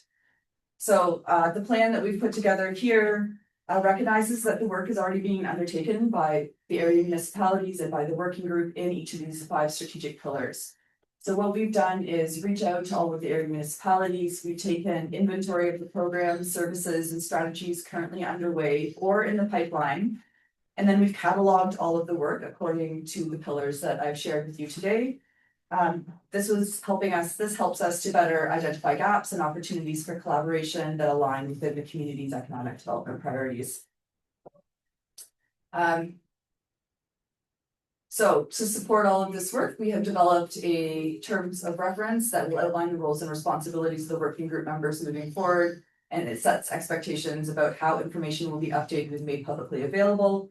The terms of reference is attached as an appendix to the strategy, and that can be found on our Engage working page. I can circulate the link after if you haven't had an opportunity to read the strategy already. And then on an annual basis, the working group members will assess the alignment of the strategic pillars with the evolving state of economic development in Waterloo Region. If the working group determines that the framework or a particular pillar is no longer aligned with the needs of the community, we'll revisit the strategy and make the changes as needed. The performance of the strategy and working group will also be reviewed on an annual basis by the municipal CAOs who make up the steering committee. And finally, in terms of next steps, so we first brought a draft of the strategy to Regional Council back in January. We have been slowly making the rounds to all of the area municipalities as well as the Waterloo EDC Board of Directors. We've been to 6 Nations to share a draft of this. The strategy, as I mentioned, is also publicly available for review on Engage WR, and our hope is to take it back to regional council before the end of 2025 for official endorsement, and at that time, we'll officially kick off the working group meetings and get on with kind of monitoring and measuring. So with that, I thank you very much for your time and would be happy to answer any questions you may have. Thank you, Laura. Is there any questions, Council? Council Williams. Thank you for your presentation. Through Madam Mayor, I'm just, one of the things that you mentioned was about AI and robotics. That is just in the inception stage so far, but how do you see your working group help the community adapt to what's going to be a rather major disruption, or likely going to be a rather major disruption to the workforce? So I mean, I wish I had a crystal ball so that I could answer that question more perfectly for you. But what I will say is that Waterloo Region is one of the top places in the world that is looking at AI research, and I can vouch for that by some of the investors that we had in the community recently, you know, looking at investment here. We're doing some leading edge work in AI here. So we're very fortunate that our post-secondaries are helping to lead the charge there. And we do have good working relationships with a lot of those thought leaders. One of the things that we definitely are trying to take a look at is how we can bring industry and some of those thought leaders from the academic side together so that we can bring some of that forward into the workforce here. And certainly we'll be keeping our eyes on it and looking for opportunities to help local businesses and government organizations adapt as we can. Any other questions? Seeing that, you know, I'm in an interesting position, so I see both sides. I see your economic side, and I see what's happening today. So building's happening in the cities, and that's great, but it's not affordable. We still haven't hit any affordable housing, so we have not even touched that yet. 12 years ago, I went to the region and said, you have to start to get land ready. And every year I went and they said, oh, we're doing it. And I found out last year they had done nothing until now. That put us in this back hole. Builders can't build because there's nobody out buying. So we have this one stream of the reality of today of people in society, and this other stream where we have to promote business and move forward. But we've got to have our eyes wide open to see both streams to be able to deal with it realistically. I worry that sometimes we get going and we get pie in the sky and we don't feel, but nothing seems to move forward because it doesn't meet our demands. The first thing you get for affordable housing, you're going to turn a lot of things around, but we're not there yet. Nobody can even define it. We don't even know what affordable housing means. So we all have a lot of work ahead of us. I thank you for coming today and for an excellent presentation. Let's be hopeful. Let's be hopeful. Thank you very much for your time. I appreciate it. Thank you. And now it is my privilege to welcome Michael Clay, Center. I apologize, I missed the motion, Councillor Osher. I was getting too excited there, guys. Moved by myself, second by Councilor Roman, that the presentation from Laura Polite, Manager of Business and Industrial Development, Region Waterloo, regarding the Waterloo Region Economic Development Strategy be received for information with thanks. All those in favor? Carried, thank you. Now, I have so many nice presentations to announce. Now, the delegation from Michael Clay, Center for the Community Group of North Dumfries regarding the fundraising program for the Twin Pad project related to staff report number CAO-19-2025, agenda item 13.2.18, and I believe Russ Hutchins is in the as well. So Michael, you got it. Yeah, Russ is gonna keep me straight, so. Oh, okay. No, it's a tough job. Actually, I gotta be, it's interesting to see the presentation that was done by EDC. I was part of the original working group that had set up the EDC many years ago under Mike Murray. Yes. Although some of the issues that you discussed and they discussed are still there. So it's we all said these were the things that have to be addressed, still there. But anyway, Madam Mayor and Council, thank you for having me here today. I'm here in the capacity as co-chair of the Live and Play 2 community fundraising campaign for the net zero Twin Pad expansion being undertaken by the campaign undertaken by the CCG under the MOU that has been executed with Township. Since I'm limited to 5 minutes today, I'm primarily speaking in reference to CA Report 19/2025, which was provided to you under agenda item 13.2.18. CAO McNeely included our proposed charts for naming rights and sponsorships in his report, and we're requesting that council approve our proposal so that we can proceed with the campaign. If time permits, I will provide a short campaign update to council. There's some important considerations for you regarding our proposal. We have a campaign goal of $2.12 million in tough economic times, with considerably less naming opportunities than we had with our original Live and Play campaign for the NDCC 15 years ago. Achieving our fundraising target will be challenging. And as we've indicated in the past, meeting will require a significant part of the fundraising to come from naming rights and sponsorships.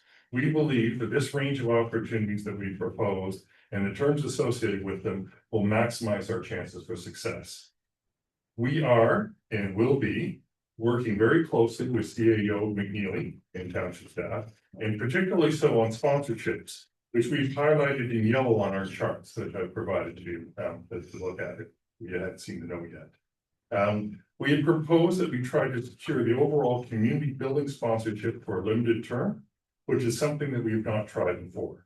Similarly, we are proposing sponsorships for the scoreboard in the new arena and the existing Shots on Goal scoreboard in the Air Farmers Mutual Arena. The existing township policy outlines a process for securing such sponsorships, but this process is cumbersome for a broad campaign like ours, and we're proposing that the council allows us to approach this differently. We will make the approach to provincial sponsors and will work closely with CEO McNeely and township staff to ensure that the appropriate agreements are negotiated and put in place for the sponsorships once we've identified candidates in specific terms. We will then report to council on a quarterly basis on the status of these sponsorships and other naming rights in general. Your agreement on this approach would be much appreciated. It would make our lives a lot easier and certainly reduce the amount of paperwork that has to be submitted. Secondly, we've identified a series of naming opportunities in our charts highlighted in green, which are more permanent in return for signage at these locations in recognition on a campaign donor wall. From our experience and recent discussions with potential core donors, there is an expectation that the terms for these naming rights be in perpetuity, consistent with what was offered and secured in the original Live and Play campaign from 15 years ago. The township policy calls for a fixed term on such naming opportunities, and we're proposing that the council waives requirement for these particular items so as to meet donor expectations and maximize our chances for success. Again, your agreement on this approach would be much appreciated.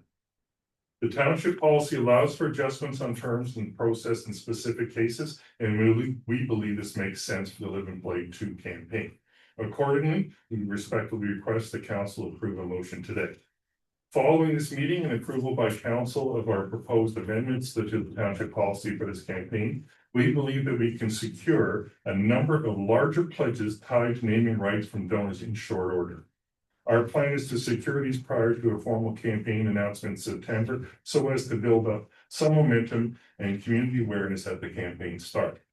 There is some urgency to our proposal as we want to kickstart the campaign on a very positive note, increasing our potential to meet the fundraising target. Thank you. And if after questions and discussion, if there is time, I can do probably a very quick campaign update. Questions, councillors?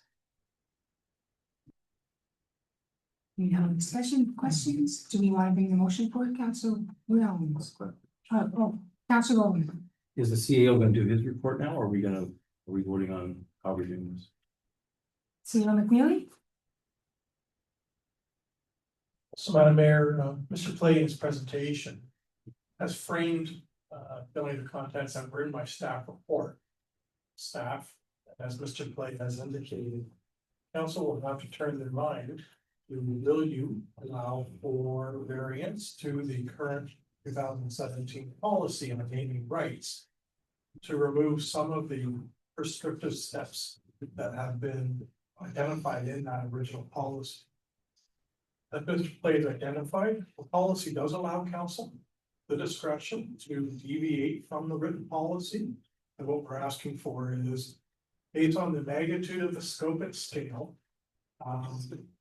Whether or not council will be agreeable to set aside certain aspects and allow staff to work with the CCG on naming rights. The majority of the building and or land holdings, and we will provide those updates in a quarterly report. We have already committed to Township Council to provide quarterly reports on the construction phase. What we're suggesting is there would be a chapter in that report that speaks specifically to the work undertaken by CCG and any milestones that they've achieved. As of that time, when those reports would be published. Second aspect deals with the building itself. And whether or not council is agreeable or comfortable to actually allow the CCG petition potential sponsors to secure the naming of the building based upon a significant contribution. And I believe the CCG had proposed a spend equivalent of $500,000, the $250,000 being the upfront payment, and the residual being paid over the subsequent 5-year period. I did give examples to Township Council in the report. At present, we have not named any buildings in the township after an individual or a corporation through a sponsorship proposal. However, Township has identified and named community-wide facilities under a corporate donation. Town Park to the rear of this building is a prime example. We also referenced that Wellesley Township and the recent opening of their recreation complex approximately a year ago. It is actually named after Bill Guides, who made a significant contribution to the building campaign in Wellesley. The council should turn their mind to it, and if there is an adopted resolution, we would need directions so that CCG and staff understand the guardrails at which we are operating. So the resolution contained in my report isn't a resolution for adoption, it's a resolution to frame council turning their mind to establishing what those guardrails are that would assist both the CCG and staff as they move forward and reach out to respective parties with donations or sponsorship.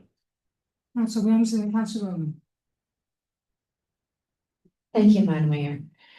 So just with regards to the naming, my only concern here would be, is there, like, when we proposed name for parks, we verified that the names were suitable and reflected our values.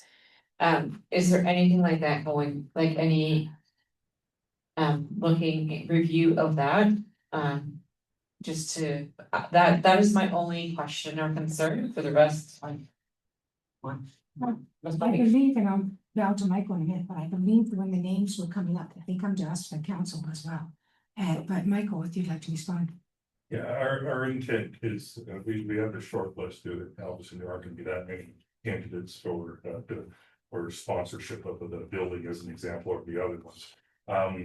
We will obviously run that by CEO McNeely for an initial test and thing. And when I ran a campaign for the Sunnyside Home Foundation, and I was vice chair there, we had similar sort of set of rules for the campaign where we just went back to the at the time, it's a regional facility, so we ended up just making sure that they didn't have any problems. And actually, in one case, we actually proposed not to put a name forward because we didn't think it reflected the values of the Sunset Home Foundation at the time. So rest assured that we're very cognizant of that, and the type of sponsors we're looking at are going to be the ones that aren't going to be controversial. You can rest assured, and we obviously can't make any commitments on the naming rights of this, because when we do a sponsorship, we have to work hand in hand with the township staff and CAO McNeely in writing out the agreement for that naming or that sponsorship. So there is checks and balances in there, so we're not going to have the wrong individuals reflected or the wrong companies reflected in that building. Councilwoman. Thank you, Madam Mayor. I have a couple concerns. My first concern is, as council, we've never discussed whether or not we want to have alcohol companies sponsoring arenas or playgrounds. Nothing against Willowball. I have a restaurant, I have a liquor license. As a licensee, I have a responsibility not to appeal directly or indirectly to people under the drinking age or people who are vulnerable, like such as children. If I'm advertising alcohol in a playground setting to children, I have a concern with that. I don't think we should be doing that. I have no problem with the Willowball Senior Center. They can drink, they're legal age. The playground, I have a problem with that. So I'm wondering, as council, Vander Hayden Playground sounds fine to me, or Vander Hayden Family Playground. But Willowball Playground, I have a concern with that. It sounds like it's a beer tent. So I don't really like that idea. So that's my first concern. My second concern is with the perpetuity aspect. I think perpetuity is fine, but I think we need an escape clause. Because if a company folds, for example, let's look at Heritage Trucking, they're gone. That name should revert back to the township. As Mr. Play has said, we have very few choices here, very few options here, what we can go after, right? If Heritage Trucking is gone, maybe that name comes back to us and we have a chance to relist it, If we look at, I know ComDev's gone, but it says Play Family on there, whatever, but ComDev, for example, is gone. Gallagher's Travel is gone. These names should be reverted back to the township, and then we should be able to go back to the CCG and say, hey, these companies are defunct. These companies have been absorbed or bought or purchased by other people. I know Gallagher's Travel was bought by Vision Travel, which was bought by Direct Travel. So who actually has the naming rights here? So we should have some sort of escape clause that if something happens to the company or they hit, disrepute or whatever, there should be an escape clause that reverts that name back to council. Then we have the option to basically relist that name and see if we can get additional fundraising dollars from that name. Councilors' comments, I think they're pretty good ideas. Councilor Austin. Just adding on to that with Councilor Rollman. I think that's fine if you have companies that are defunct or bankrupt or gone or just closed down, whatever. However, we have to be careful, like, for example, if this trucking company buys that trucking company and they still have 5 years left, we should be able to transfer it to the new company's name for the remainder of the contract, rather than say, okay, I'm sorry, Heritage sold, but now it's called something else, and you don't get that perk of the company that you bought. Should there be like some sort of transfer fee? But I don't think that they should lose it completely unless the company's gone. If the company's gone completely, then we should be able to do as Councilwoman says, move it on and see if we can find another sponsor. But some of these were in perpetuity, like Heritage.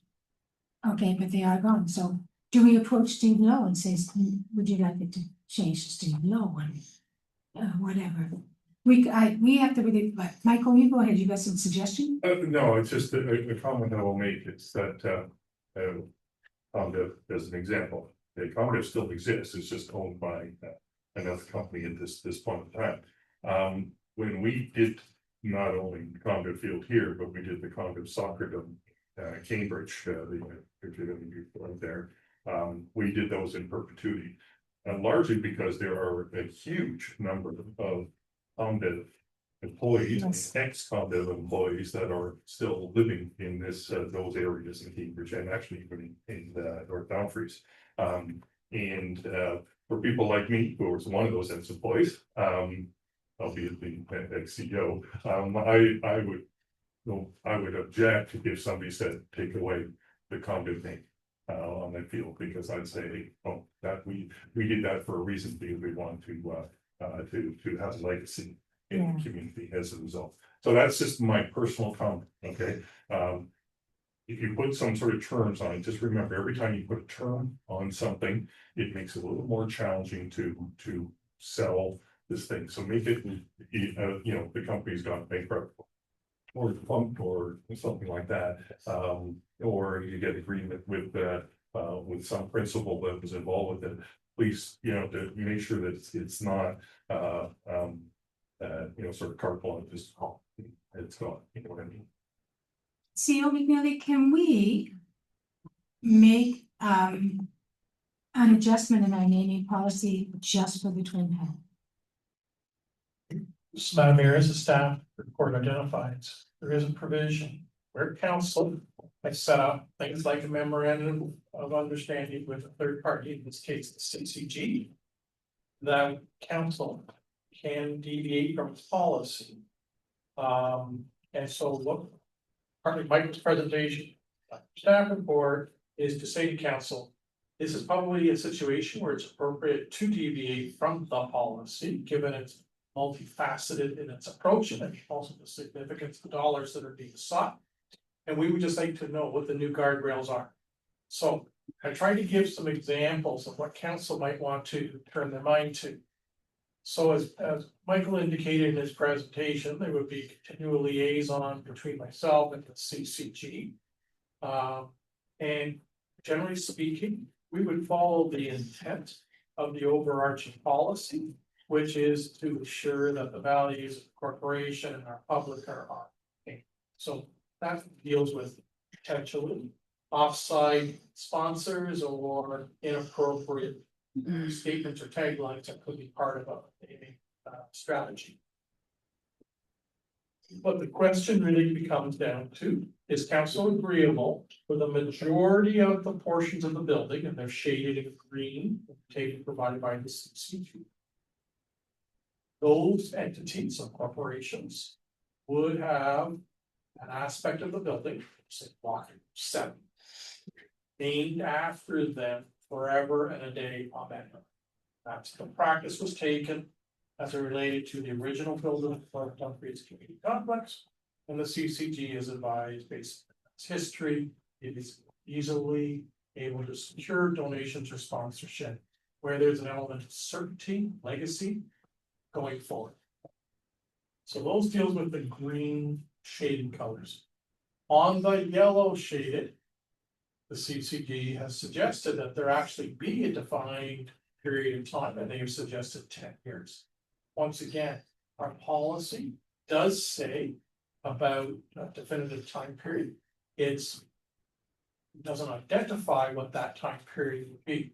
CCG has indicated for those properties or assets that a 10-year time period would be appropriate, and there would actually then be a structured agreement that council would approve because it's a contract, because there is an expiration period, and we'd actually give the recipient the ability, if they so wished, at the back end of that defined time period to renew their sponsorship. And we have done that on 2 separate examples, both in the skate park as well as for the pop trap proposal. You have an agreement outlines what rights and privileges they have, what would happen in time if during the period of the naming period, if there's a change in the corporate structure, but also the ability for them to renew after that 10-year period, and what the terms of that future will look like. I think that policy or provision still remains relevant. As it relates specifically to some of the cumbersome nature that Mike identified in his presentation. Under the current policy, every time we would assign a name, we would actually have to give advertisement. There would have to be an individual report from a council, if the council gives blessing. And what we're suggesting, the majority of the building suggests those areas shaded in green. We would not go through that process. It would be part of that quarterly reporting to township council. Thoughts, councillors?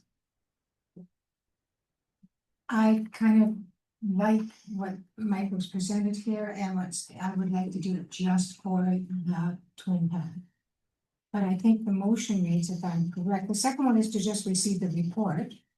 Or the first one, I mean, and the second one says, Council, with respect to amendments to corporate policy, naming rights and sponsorships, municipal parks, and that council provide direction on whether the township would agree with CCG Burlington, and that council will receive and adopt a framework of roster candidates locations within the complex building, Cowan Clark, and net zero twin pad projects. So can we simplify the second one? Yes, I tried to draw your attention to those areas of the existing policy where potentially what is being proposed by the CCG would be in conflict with the written policy. What we're asking to play myself is, can we set those aside? We'll follow the intent of the naming policy, but we wouldn't have to go through the structure with advertising and formal report. For the areas, I'm gonna suggest you shaded in green as identified in attachment 1. That those properties or assets would be identified in the quarterly report to Township Council. That the CCG work with township staff on the naming aspects to ensure that the general intent behind the naming policies as it relates to values or principles are maintained. This is where council now has to provide some direction. Are you comfortable with having the entire building put up for sponsorship? The singular entire building into one name, is that what you're asking? So similar to what happened in, well, so it's the Guy's Recreation Complex. Is the township agreeable to see the name of the overall building named after an individual or a corporation where a substantive commitment is made in terms of donation? That has been identified in yellow. It would have a fixed term of up to 10 years. It would be an agreement. Township council. And it would be for an amount equivalent to 500,000, 250,000 up front, and then 5 equal installments in the first 5 years of the 10-year duration. Councilors, what do you think? I'm comfortable. Council Bowman. I mean, so I just want to make sure that we're clear that, you know, if the local cannabis store wants to put in $500,000 to name the facility, we're okay with that, right? Sorry, No, okay, I was just thought, I think that's still at our discussion, it's that's not hard and fast. Yeah, so that. The yellow shaded portions of the box would come before the township council. Similar to the naming rights that were given to, as an example, the skate park and the pump track. The green colored boxes would be delegated to the CCG staff, but would be summarized in our quarterly report. And I believe we would have from that quarterly reporting, we would be able to confirm whether we agree with that or not, if it is. But That would already have been negotiated. So a cannabis store could do that? It could. Don't let a cannabis store be discussed. They can take a locker room. They are a licensed legal business operating in the province of Ontario. Council Williams, then Council Taylor. So through you, Madam Mayor, if I understand, the naming for this particular building would go back forward to council, so like. Whatever that need, whatever proposal that would be something we approve. It's all the other stuff where it would be something managed between the CCG and staff. Correct. And that's fine, okay. Yeah, they actually say that in yellow, it says sponsorship available to Live and Play 2 campaign / township of North Dumfries. Because I specifically want to identify that because it's an agreement between the township and that sponsor for the contract for a fixed term, you know, what the signs will look like, all that sort of stuff. We got to make sure we're all in agreement.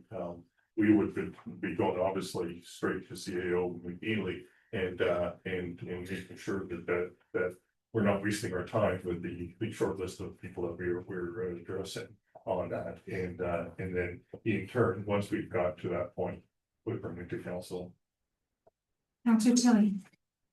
So, and just to reiterate what I heard Councilor Rollman say, and then it's that we would want, obviously, anything named, and I'm sure staff would be in agreement, and I'm sure, as Mr. Play did say, is that we wouldn't see something that would not be something we'd want to see the kids recognizing as a name brand that we would want affiliated, and we use the cannabis stores as an example, or alcohols, something to that level. That would be something, I guess, we'd all want to agree that that is something, although supporting local businesses is important, keeping relevant to the people that are attending here, that makes sense. And I think even Councilor Rollman said something about being a senior center. It wouldn't be a big deal if it was something more, but something where this can be well seen.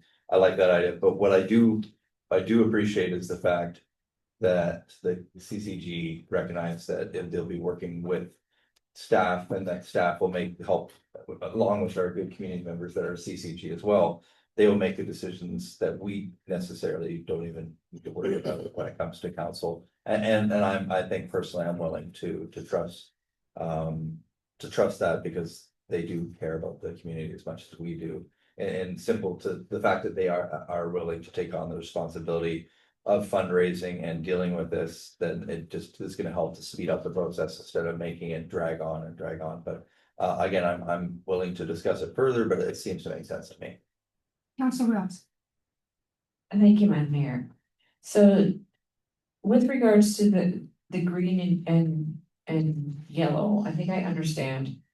The one item that Councillor Rollerman brought up, in particular around Wallboats Playground, that is in white, that has already been decided that that's the new name for our playground? I've deferred to. Yes, Madam Mayor, through Councillor Wilms, perhaps I can explain it.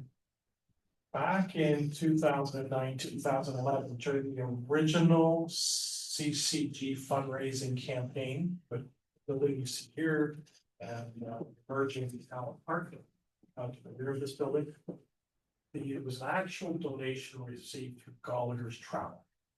And so up until August 17th, 2024, there was an actual sign there that said Gallagher's Travel Playground or something to that effect. The sign was obliterated in the August 2024 tornadoes. So when we went through to replace the signage, because there was that sign that was damaged and a couple of the others as a result of that tornado, the Gallagher's Travel subsequently been sold to be period of time. So it was a local business owner that historically owned the Gallagher's, made an approach to that individual, and he asked that when we were installing the replacement sign, as the identified. So new sign was constructed to replace the damaged one. It says Willowall instead of Gallagher's Travel. We went to the original donator, and they said it'd be recognizing their current offices, because they were no longer Gallagher's Travel. So the white is the already existing names, correct? Counselor Rollman.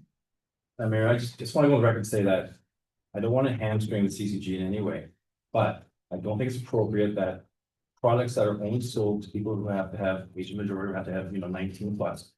Those products should not be allowed to be sponsoring children facilities. I love that. I'm sorry, that includes Willowall. And that includes a cannabis store, and that includes anybody my restaurant, that includes anybody that sells alcohol or sells drugs. Should, marijuana should not be allowed to sponsor a community arena. That's my personal opinion. Counselor Rossman. Play devil's advocate. Go ahead. Correct me if I'm wrong, but isn't Willowall the family name? No. I thought. Yeah, it's actually. Willowall, the family name, and the Vander Hayden family on the other side. Mother's Day. Willowall Distillery, yeah, but I mean, I'm just, I agree, maybe we can find another avenue for them, but just. We have.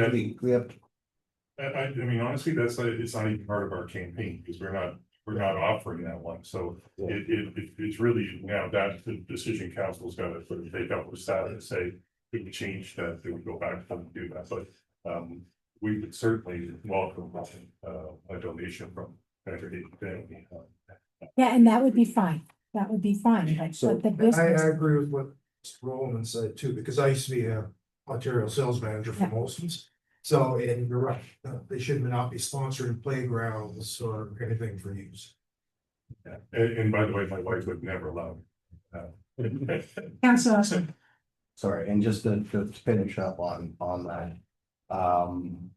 That area in the white, and using Willibald as an example, we know what Willibald represents in the community because they are a distillery and stuff like that, so I understand it. I know I said it's family name, but maybe there is an alternate we can offer. Yeah, just for community moral values, you know.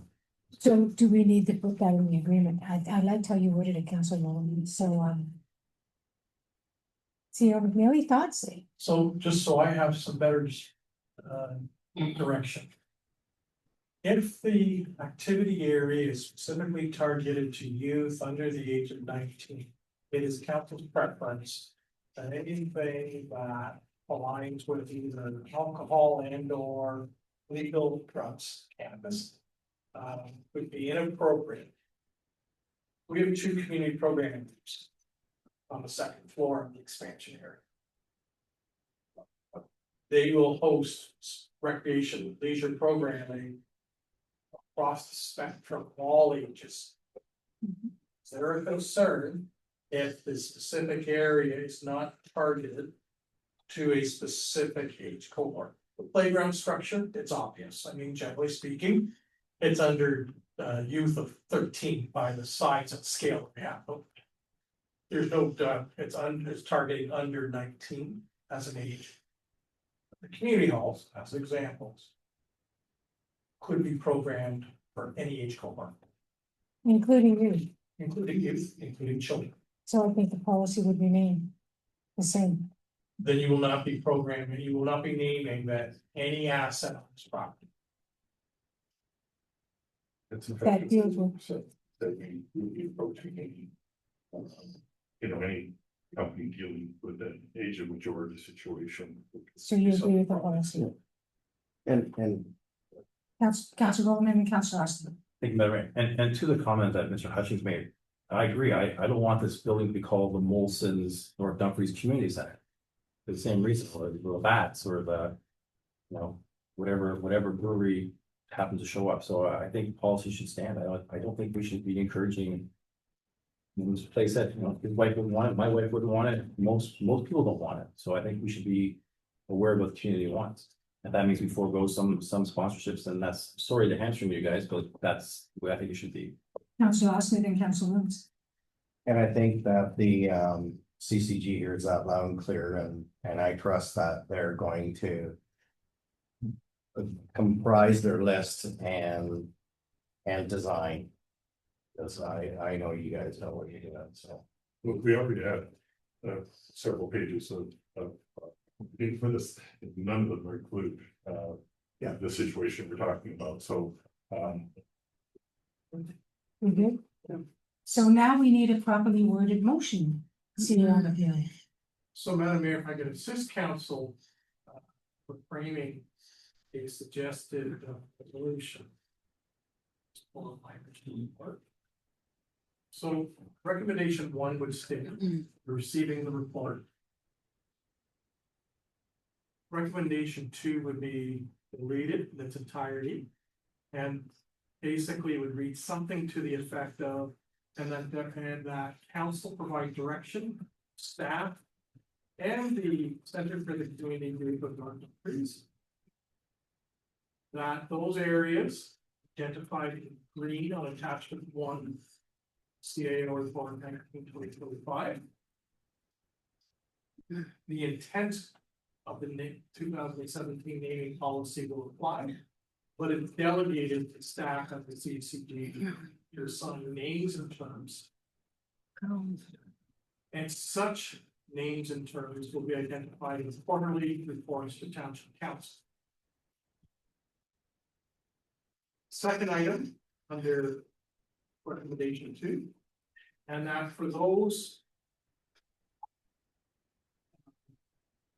signed sponsorship or naming rights outlined in yellow.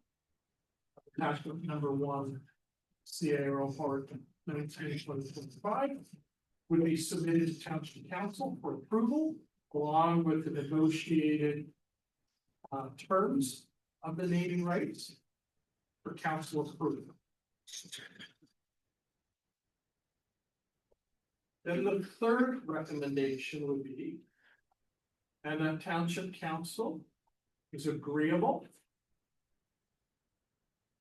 for the Center for the Community Group of North Dumfries, CCG, to pursue naming rights sponsorships for the entire North Dumfries Community Complex building.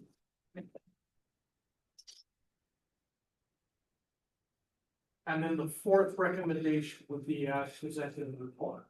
Which basically says, in the council received and adopt the framework of the roster, candidate locations will be North Dumfries Community Complex building and land holding, Allen Park, both net zero project building area for sponsorship and naming rights. As set out in the attachment number 1 and 2.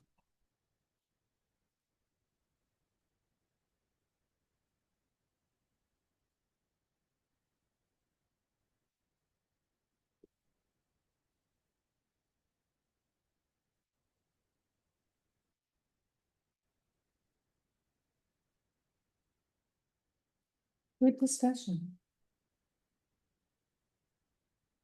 You can tell us how rich we are now while she's doing that. I wanted to give a bit of a campaign update, but it'd be like 30 seconds because we're That's okay, go ahead. Okay, you want to pass the motion first or you? No, she's got to take it out. So just really quickly, our campaign cabinet has been assembled. You've got a copy of who's there on the list. All names you will probably recognize because they have been members of our campaigns in the past or have been associated with other organizations that have been in part of this community. All volunteers, of course. I'm really pleased to announce that we've got a bunch of honorary advisors who signed up. All which would have, I'd say, relatively high profiles in the community, which will raise awareness and provide a certain level of endorsement of our campaign. That includes Bonnie Brown, Kyle Clifford, Don Eby, Patrick McNeil, Ellen Paul, and Dave Vincent. So I think we kind of nailed that one in terms of getting the honorary advisors right for the campaign. We still have to flesh out some components of our team with volunteers. But we are actually been moving really fast. Russ in particular, as the deputy chair of the campaign, has been driving, producing all sorts of promotional materials. The campaign website has been completely updated. We've tested the financial veracity of our being able to make donations and so on online and otherwise, because that's a big difference between now and 15 years ago, is everybody does everything online nowadays. And just a comment that we want to get going fast because we have lined up a few people that we believe will pledge before our official campaign opening date. Right now, we're targeting September for an official campaign date. We will be having a booth at or a table in a tent at the North Dumfries Community Showcase event. And we hope that will be to introduce the campaign to the community at large. So there's been a huge number of people there. So we want to take advantage of being able to show people what we're all about and what we've got. So a lot of the material that Russ has been working on is going to be necessary for that. We also hope to have a sojourn ceremony at some point.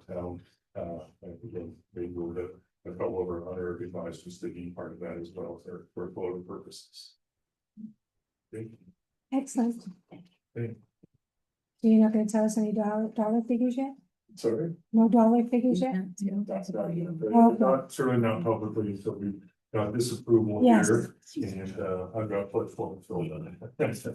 So Andrew, I'm gonna get rid of 10.1 and 13.2.18 and consolidate them into one. And then we have to modify the resolution like it's sort of negotiated. Yeah. Because it doesn't speak to Mike's presentation, we have a separate resolution after. Okay, Okay, I'll just. The delegation. so you wanna just do that, the delegation of Michael Place and we Okay. received with thanks? And Sure. you can do that. Go ahead. Moved by myself, second by Councillor Tilly, for the delegation from Mike Clay, Center for the Community Group CCG regarding the fundraising program for the Twin Pond project be received with thanks. All those in favor? Look at it. Carrie, thank you. Now we're gonna check this, correct? Yes. Yeah, we're doing a new. Of course. And you've got Kyle Cliff, because he doesn't even live in town, does he? Yeah, I read his. Oh, Devon, yeah. He's had a time, he played at airline hockey before. Yeah. Greater things along the way. Certainly the most successful hockey player in the history of this community. I don't know, what about Jay Wells? Two Stanley Cups versus one. Okay, okay.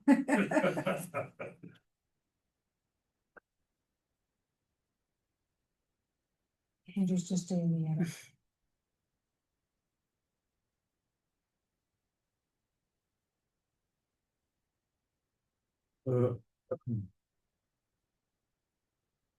We're losing our summer fast, it's getting darker out soon. On a cooler, but. Yeah, not in a cooler. Actually, it's damn, that's me.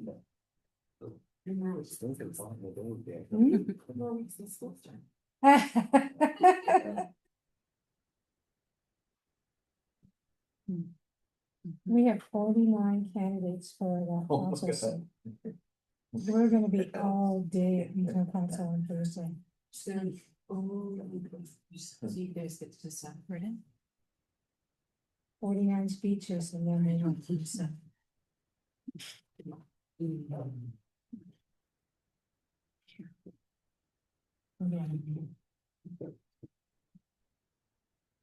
Yes.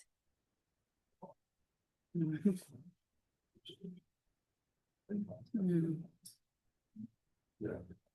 Flashy, so mine had some. Okay.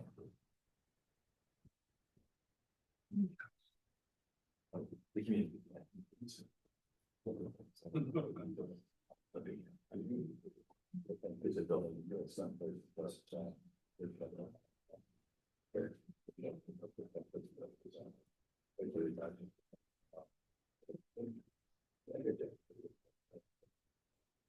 Yeah, well, it's, there's so many things, what we are home.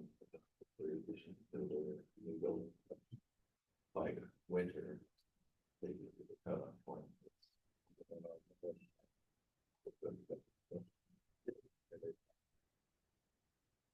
Because I think it's one, the first meeting that they have.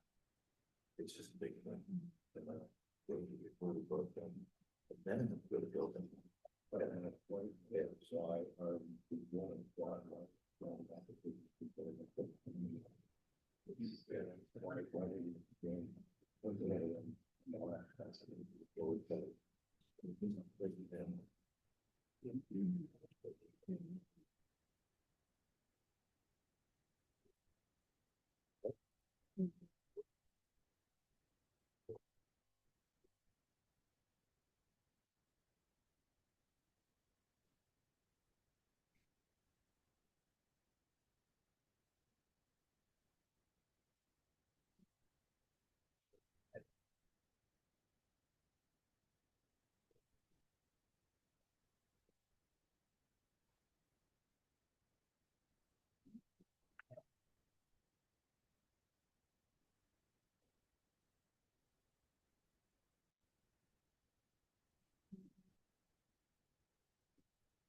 Oh, yeah.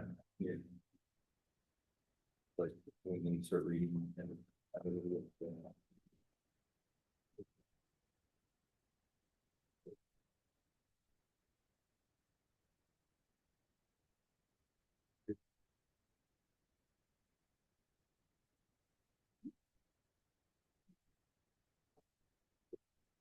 Thank you so much. Councillor Oster. So. Yeah. I read. Great, that's great. Okay, Councillor Oshner, please. Moved by myself, second by Councillor Tilly, that CA report number 19-2025 be received and that council provide direction to staff and the CCG that those areas identified in green on attachment number 1 in report CAL 19-2025 will uphold the intent of the naming policy, and such names and terms will be identified in quarterly reports to council. And that those sponsorships identified in yellow as attachment number 1, as identified in report CAO 19-2025, be submitted to council for approval in the form of a sponsorship agreement. And the council is agreeable that the CCG may pursue naming rights sponsorships for the entire NDCC complex, and that council receive and adopt the framework of the roster of candidate locations within the North Dumfries Community Complex building and land holding Cowan Park and the proposed net zero twin pad project building area for sponsorship and naming rights as set out in attachment number 1 to this report. All those in favor? Carrie, thank you. Thank you, gentlemen. Now, do we have Tova online? We do, yes. So next we have.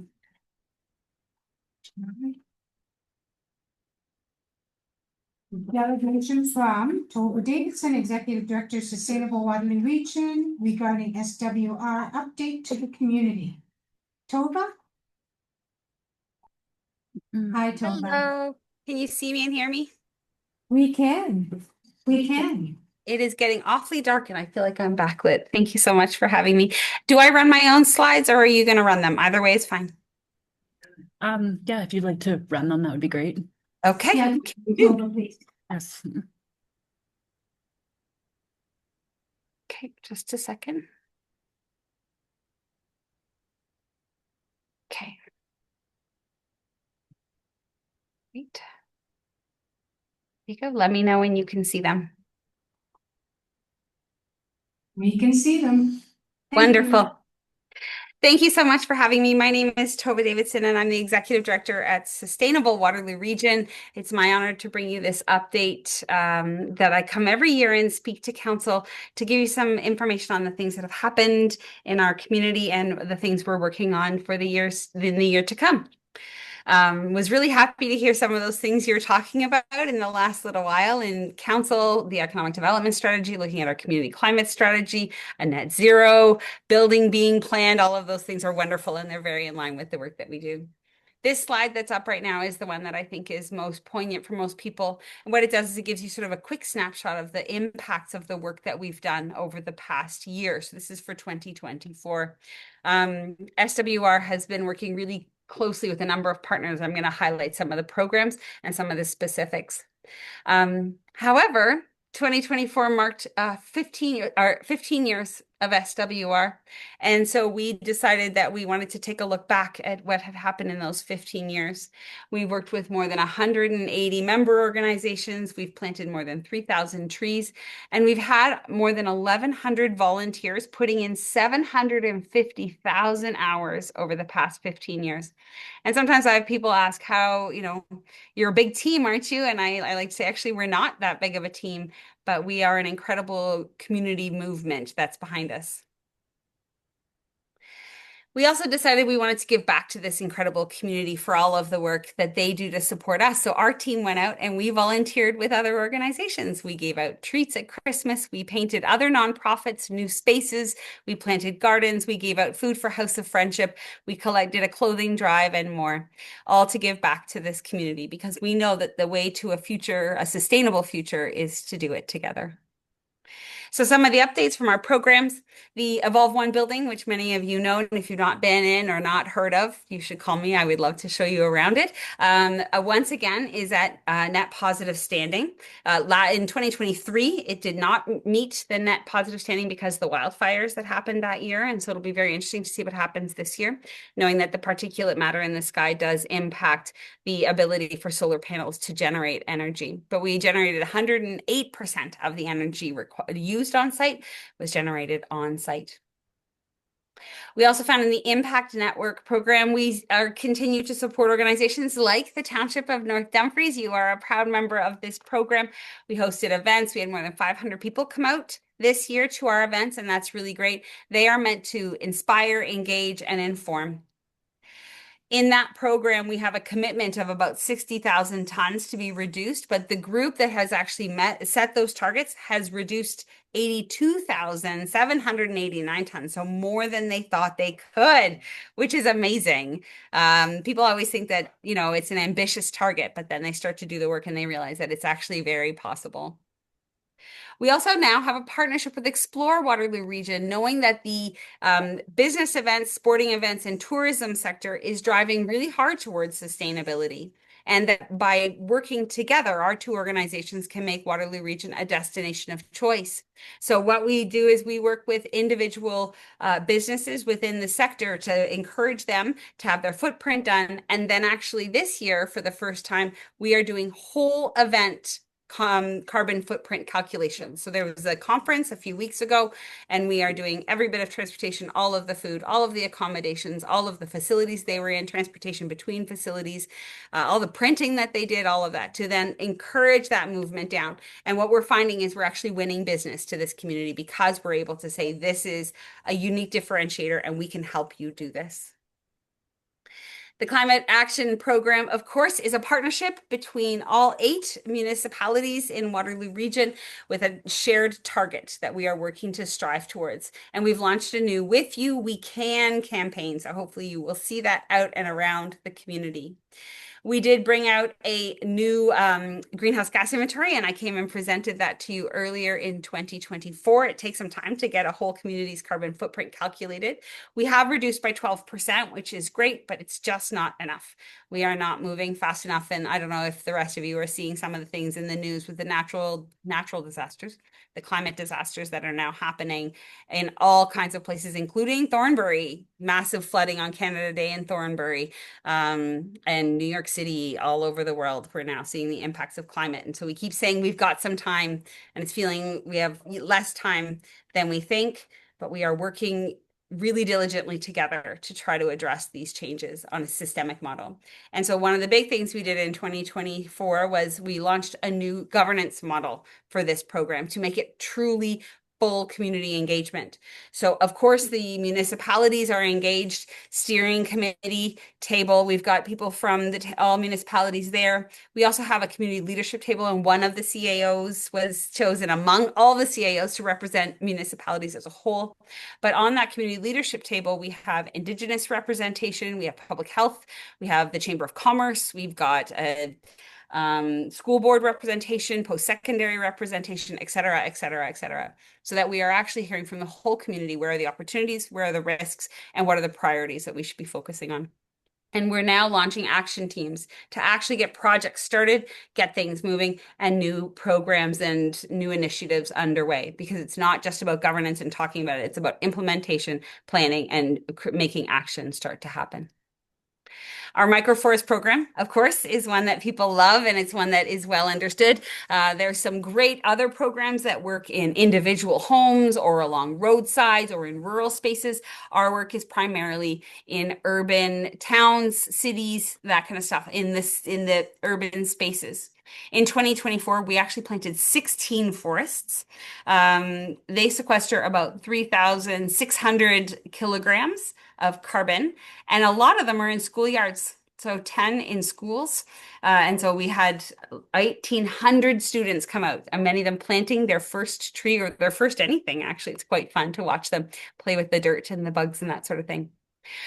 This is a really important program for us, and actually Air Farmers Mutual is really active in this one. They're a member of the Impact Network as well, but we've planted a couple of forests with them. And it's a great way to engage employees. We started this program in 2021.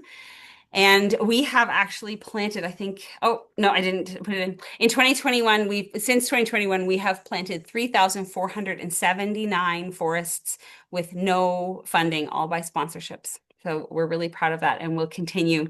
Our plan for this year is 22 forests this year. So that's more than 2,000 trees in the ground. We had a partnership with Uvaro, who's a local startup that does retraining for people to do retraining within the clean tech industry. So we worked with Boundless Accelerator out of Guelph, and we created the Grow with Clean Tech industry program, reskilling people and helping to encourage a workforce that understands the benefits of sustainability.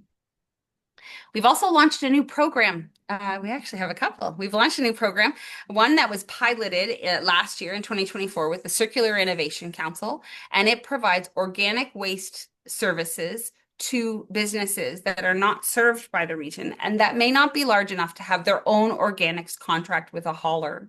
So think your small mom and pops, BIAs, businesses, restaurants, that sort of thing, people who generate a lot of organics. And in this program, actually, we do food rescue first, getting the food to those who need it. So if it is usable food from a conference, for example, as well as composting. We've transformed that program now to actually make it a waste to energy program. So it doesn't just compost the material, but it creates renewable natural gas. And then the byproduct of that process is taking compost onto farmers' fields. We also launched within the Impact Network program, the one that works with individual organizations, an AI tool. And this AI tool is really cool. Your team has access to it. It would allow you to put in energy data from your buildings, things you've done as a building retrofit already, some of your restrictions, like I need an ROI of this or that, and it will actually give you all of the things that you need to do to make your buildings more sustainable. And you can say, now give me the content to sell my CFO on that idea, and it'll do that too.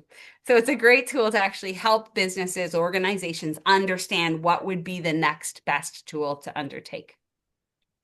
And the Frameworks program has launched in 2023. We started it, or in 2025, we started in 2024. Frameworks is actually a building innovation exchange. So it is work to support the building and development industry in the skills, the knowledge, the capacities to be able to build all of those affordable and accessible housing that you were talking about earlier, Mayor Foxton, build business buildings, individual homes to a higher standard, because we know that building code is coming to net zero by 2030, but this sector is not ready to meet that demand and those requirements that are coming from other levels of government. So this Building Innovation Exchange is being led by and for the building industry, and we're doing it in partnership with Grand Valley Construction Association. They're the partner on it. And then our steering committee on that is comprised of Ball Construction, the Cora Group, Walter Fady, and many others in this industry to make sure that we are building this program to be what this industry needs to encourage and enable us to be able to do things like your twin pads being net zero, that the sector will be ready to do what you design in that project. So I'll just end by saying that I love this quote, the idea that a small group of thoughtful citizens, committed citizens, can change the world. I love that in 15 years, we've had so many people as part of our story, and we're so grateful for the partnership of organizations like the township to be able to help us move forward. And thank you for letting me come and bring this presentation today. Thank you so much, Tova, and you're a ball of energy and you've done amazing work. With your leadership, this has really taken off. You have done a good job. And we're all very proud of you. So can I motion, please, Councillor Tilley? Moved by myself, second by Councillor Wilms, that delegation from Tova Davidson, Executive Director of Sustainable Waterloo Region, SWR, regarding the SWR update to the community be received with great thanks. All those in favor? Carried, thank you. All right, consent agenda. Any item want to be pulled from the consent agenda? Councillor Wilms? Yes, the plea was item 12.2.1 regarding the speed bumps on Greenville Road. I just had wait a minute. 12.2.1. sorry. 12.2.1 F. F. Is that part of the consent agenda? Yes, okay, right there. Okay, do you want to do it now? Yeah, I was just trying to better understand what was going on there, like with different types of speed bumps and. I just didn't understand. I thought speed bumps were speed bumps. CEO McNeely. Madam Mayor, through Council Wilms. The correspondence, there was an example reference that we should have put speed bumps similar to what's in the Foodland parking lot. You would not be moving at 50 kilometers an hour through the Foodland parking lot. And therefore, the speed bumps that are in Foodland are for the scale and context of that setting. You're doing about 50 to 20 kilometers an hour. Greenfield is posted at 50. We found in our speed trials last year that in the absence of speed bumps, we were well above the posted speed limit. And we put in that temporary speed bumps to see what the effect would be. And we found that we brought the speed limit into compliance with the 50-kilometer posted speed. We did a community survey, we got input from the residents in that stretch of road. We found a couple of things. Speed was reduced. Our overall traffic volumes declined as well. That section of road is used largely as a commuter cut through between Trustland and Northumberland Street. And the number of trucks designated as a no truck route significantly decreased as well.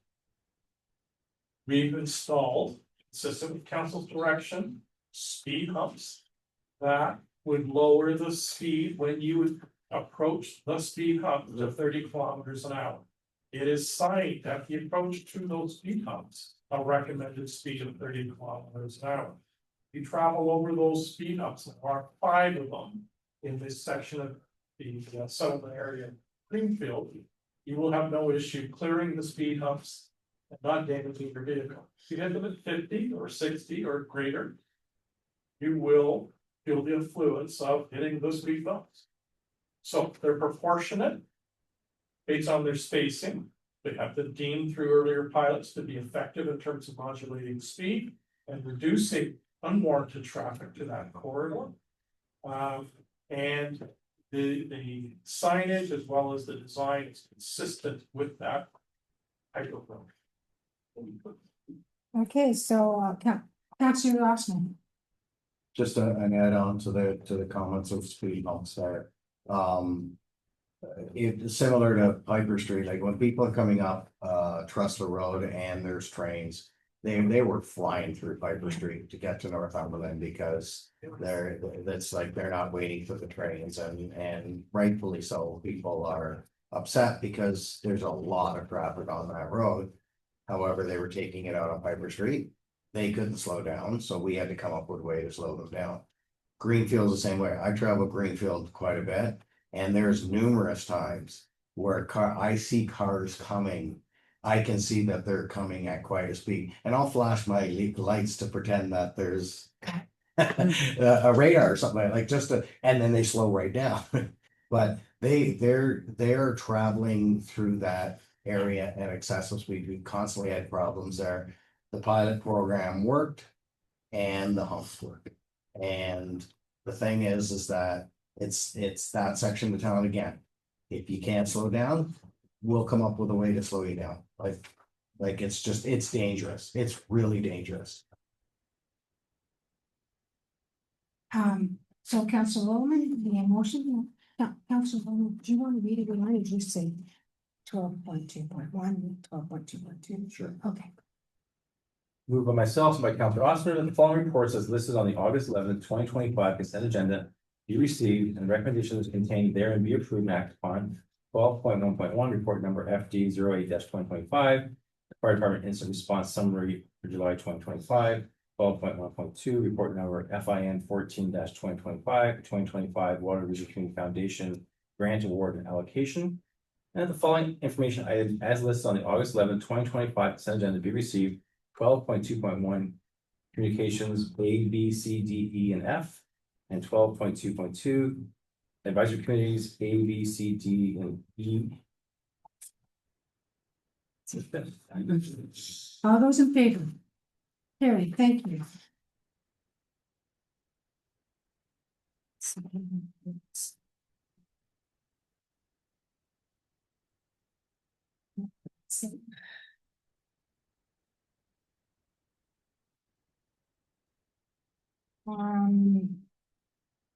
Next is 13.2.1, report number BLE 13/2025 fence bylaw variance request for 74 Calhoun Drive. Does the owner have any comments?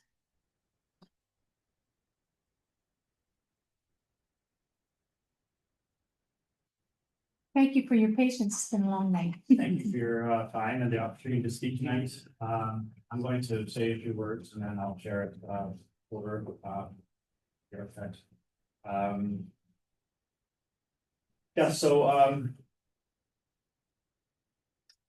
There's an existing fence along my home at 74 Plum Street along the township generously offered to build it, and 2022 along where the hedge was from the sidewalk it's originally installed. This was right before the holiday train parade. And I can talk more about that. There's more details in the correspondence. It was installed at the property boundary. The snow setback was 6 foot 4 inches high, the maximum permitted by the fence bylaw at the time. And they installed 8 foot tall posts because through discussion, they said that I would like to pursue the opportunity to extend the next height. And this was accommodated, and the understanding was that we would have to seek a variance for this. The city planning this right now, and that was fine. And in regards to the extension of the length, there was no expectation of variance required. The reason why the city did not do the full completion of the full frontage on that road is because the cedars were only along a portion of it. So the substantial trimming, they removed about half of the tree width. It was a courtesy gesture, as explained to me at the time by Director of Works and Engineering, Lee Robinson. It was just a neighborly gesture for taking away the hedge. And the city wants to pay for the rest of the extension. The understanding was that I would pay for this at a later date. Essentially, I was deep into a full gut renovation. It just wasn't economical at the time for me to do that as well. And I wrapped it up that year. And so, yeah, I reached out to the senior municipal bylaw officer and requested his variance, 40% increase in length to fully enclose the rear yard, which is adjacent to zone 9 industrial lands. And the bylaw has provision for this. I'll get to that in a moment. So I just want to say, specifically, we're requesting a variance to permit the construction of the fence under the following conditions. The location on one end of the existing township built fence along the full length of the exterior side lot line, continuing from the existing fence line to the rear property survey lot, which right now is staked and marked. On the other end of the existing township built fence along the exterior side lot line, continuing from the existing fence line to the front building elevation, which there's no issue with that, given the latest fence bylaw, which reduces the corner lot driveway daylight triangle. So that was fine. And yeah, the way I broke it down was a two-phase thing. First, let's extend the height, or sorry, the length, so I can enclose the rear yard and get the protection that the bylaw has for properties that are adjacent to these industrial lands. And then the second would be to increase the height. And I purposefully detached that to sort of to show that there's one that is pretty critical for proper use of the property. And if you look at images, you just consider the fact that we're next to these industrial lands, that makes sense. So the request is based on the unique circumstances of the property and make the view that it maintains the general intent and purposes of the bylaw as required by section 8.4. The primary intent of allowing an 8-foot fence for properties that abut industrial zones protect residents from the significant negative impacts of such zones: noise, safety, traffic, and vision. Our property shares a long border with zone 9 industrial lands. Due to our property's unique triangular shape and lack of a traditional rear lot line, our exterior side yard functions as our effective rear yard. And that is the key to this. To deny the extension of the existing township built fence along this lot line would be to deny our property the very protection that the bylaw intends to provide, based solely on a geometric technicality. Granting this variance fulfills the bylaw's clear purpose. And I just want to reiterate here, if you look at how the bylaw is phrased, it's described in context of a rear lot line. What happens when you have a property that doesn't have a rear lot line? The two, like we're talking about a triangle, so two sides form an effective rear yard. And so if the intent of the bylaw with its provision for residential land next to industrial lands to have this increased security, and is described in a way that is incompatible with the geometry of the plot of the land, then we need to have this discussion. We need to find a way to see how we can maintain the intent of the bylaw given this unique geometry. And that's what I initially sort of reached out.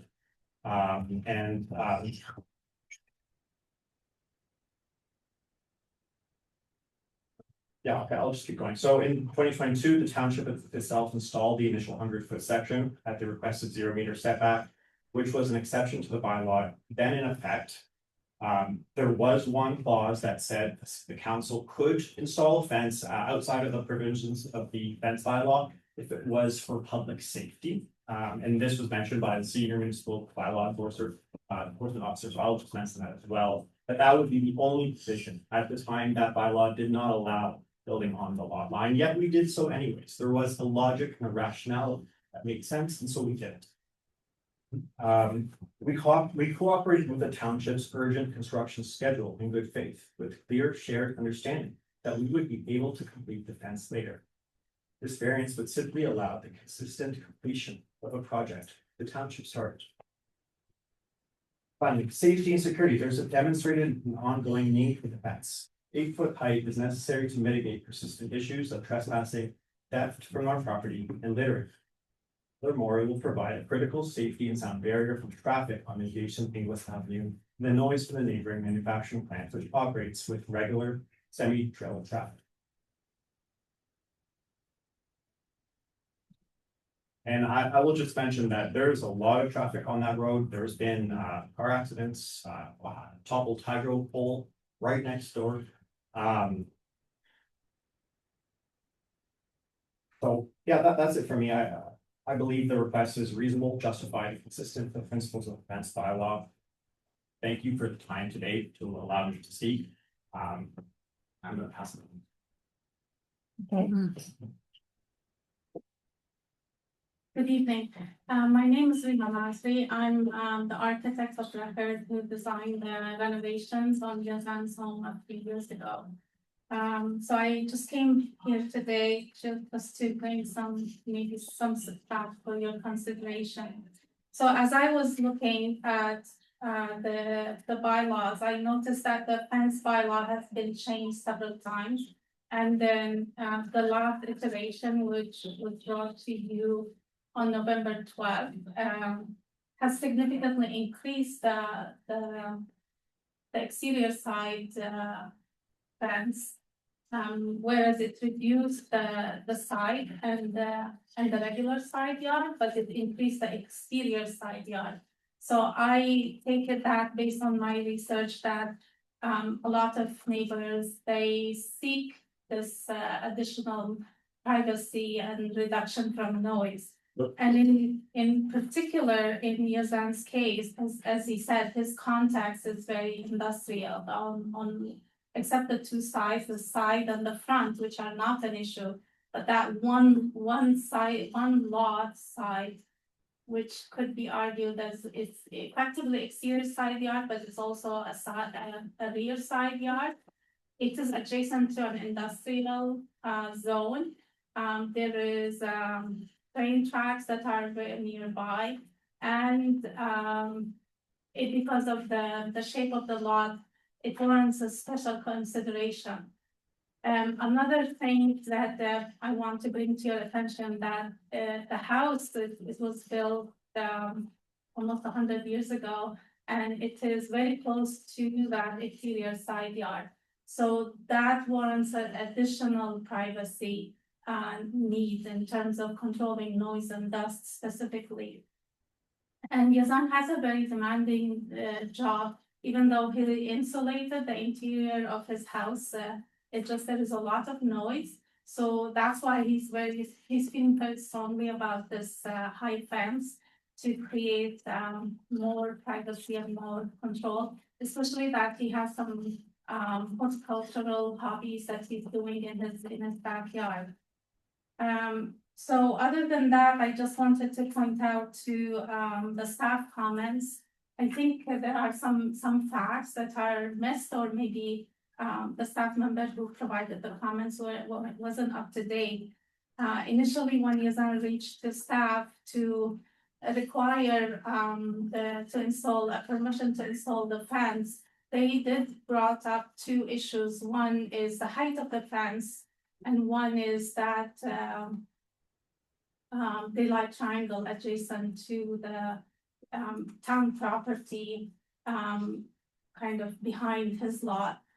And since then, he did reach out to you, Madam Mayor, and then at that point, some staff member went to the site and they took some measurements, and they determined, in fact, that the properties outside the daylight triangle. So the daylight triangle is not an impact. We're not asking a variance from the daylight triangle. The height also is allowed according to the bylaw that was brought to you in November last year. So the only variance we're asking is that 1.5 meter setback. And council already approved a similar request last year, July 24, which is actually after that bylaw that was in 23, which also requested the same variance. They requested an 8 foot high fence at the exterior side yard to be built on the property line as opposed to the required 1.5 meter. And their reason was that they had the toddler, they wanted privacy. So Yazan's case is not that different. He wants better use of his property. He wants more noise and dust control. And the property at 2 Marshall Avenue, across the street is all residential, whereas Yazan's property is industrial. So the issue with the 1.5 meter is that effectively, looking at the property rights after so many years, Yazan would lose the right to that 1.5 meter. So that is problematic. That how is he going to maintain? How is going to show that he is maintaining that 1.5 meter strip when he has a fence and he has to go around? Will he lose his property rights for that 1.5 meter? So that's something that this bylaw doesn't quite address. And I think in the report, staff, the objection was mainly due to the side daylight triangle, which is not an impact, we're not asking a variance from that. They had no objection to that, or no justification even, and even in the bylaw, they didn't have a good justification why they want the 1.5 meter setback.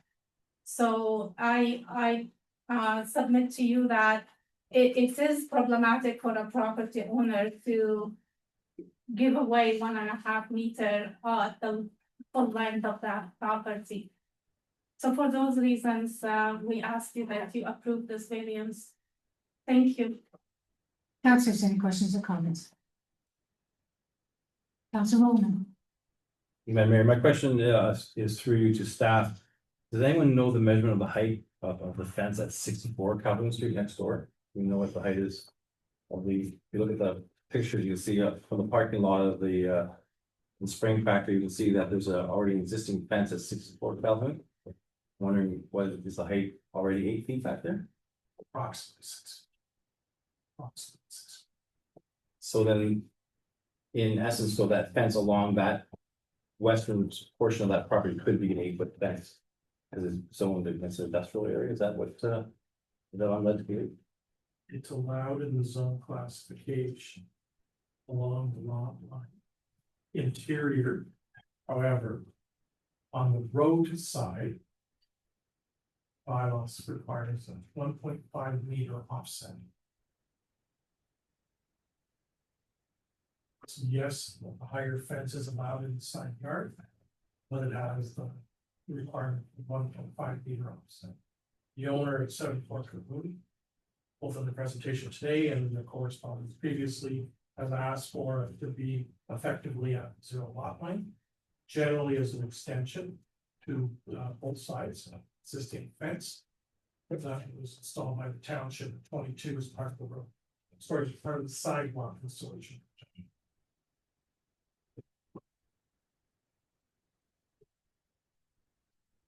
Councillor Austin. See, Madam Mayor, to C.M. McGinley. Have we allowed an 8-foot fence anywhere, particularly abutting a sidewalk with no setbacks or anything? I can just recall the one up at Mitchell Street. They wanted an 8-foot fence and we did not allow the 8-foot fence. We allowed a 6'4" or and butting up against the road, like as it is right now. And what the applicant wants is to extend it easterly and westerly to close the whole thing and then back across, or is it just across the whole? I believe it's just down the side and across the back. C.M. McGinley. So Madam Mayor, Councillor Ross's first question about has the township previously allowed variance from the fence bylaw to allow a higher fence? Yes, Township Council. And it was referenced in the presentation a moment ago at 2 Marshall Street. So that's at the intersection of Roseville Road and Marshall Street, a flanking condition on the boulevard, Roseville Road. Township Council did allow at the approximate 0 lot line, a 8-foot high fence. However, the difference there is you have a 5-meter wide boulevard between Yes. the travel portion of the road and the lot line. The regional road allowance is wider than English Street. And there's no sidewalk. And the sidewalk that's being proposed as part of the reconstruction of Roseville Road. It's closer to the travel portion of the road than the lot line. Whereas here, municipal infrastructures effectively, effectively at close to the 0 lot line.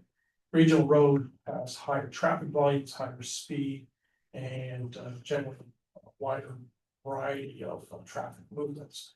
So there are some differences, but the Township Council has allowed a variance in that example, and that was done about a year, maybe 18 months ago. Yeah, sorry, can I just add to that? Yeah, I remember that one because I remember going, I travel that portion of the road quite often. And it's quite a way set back from the road.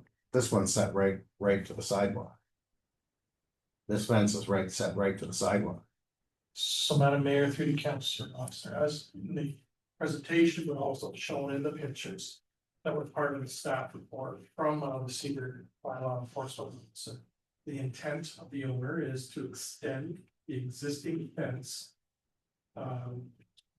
First portion would be easterly toward Cahoon Street, and it would go to a distance tie into the front elevation of the residence. And so then it would go from, I'll call the English Street corridor at 90 degrees and tie into the side elevation of the residence. And that's being asked for at 8-foot high. That's the front of the property now. That's correct. Not the side. Well, it starts at the side. Starts at the side, but goes to the front. And then would turn at 90 degrees when you get to the front elevation of the residence, then tie into the residence. At an 8-foot height. What's being requested is now. The other aspect is to extend the existing fence westerly along the English Street allowance at the 0 lot line at 8 feet high. And you can see if you go to page 335 of the agenda, you'll see there's a wooden stake. That is actually the survey corner. As the owner has indicated, the property comes to a point. Right at the little stake, almost by the driveway? Correct. So it comes to basically a point. Yeah. And that stake is the corner point of the property line. And the intent is to bring the fence through to that point. And then continue going back toward that wood privacy fence that you see. That's on the Premier, that's adjacent to the Premier Springs parking lot to enclose the property. Wow. So that'll shut that whole area. And then the last part is the ability to extend the existing board privacy fence from its approximate 6 feet to 8 feet. So there'll be an extension vertically placed on that portion of the existing fence that was originally constructed in the year 2022 by the township. Council Williams. I think one of the questions I had was, could I, through you to just have a better understanding of the safety concerns? Was it like where was it for the intersection there between Inglis and Calhoun? Was it for the parking lot? Like I'm still kind of confused about. Staff, when they did their site visit, was concerned about the sight lines coming out of the driving parking lot of the Premier Springs onto Inglis. And the concern was that at the zero lot line, you obscure a portion of the pedestrian or cycling traffic that might be on the sidewalk. And if they're coming with any speed, there could be a conflict as a vehicle was to enter into the right of way. That was the concern in part by both the height, but also the loss of the 1.5 meter setback. The 1.5 meter setback had two primary purposes when the bylaw was crafted. One was to avoid conflicts with utilities and the function, in this case, a sidewalk. The other was to ensure better sight lines for everyone along the corridor. Pedestrians or cyclists that may be using the sidewalk.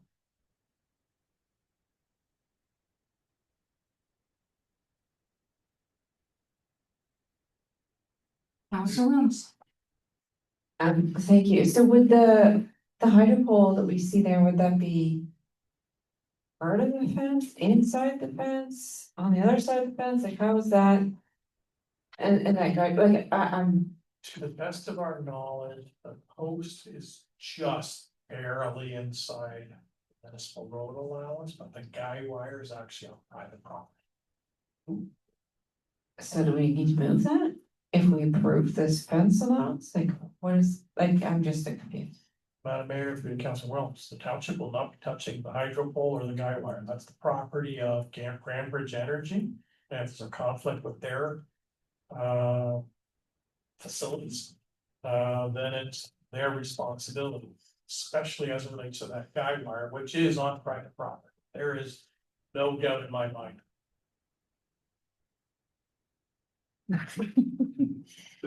Never gets easy, right? Councilor Rowan.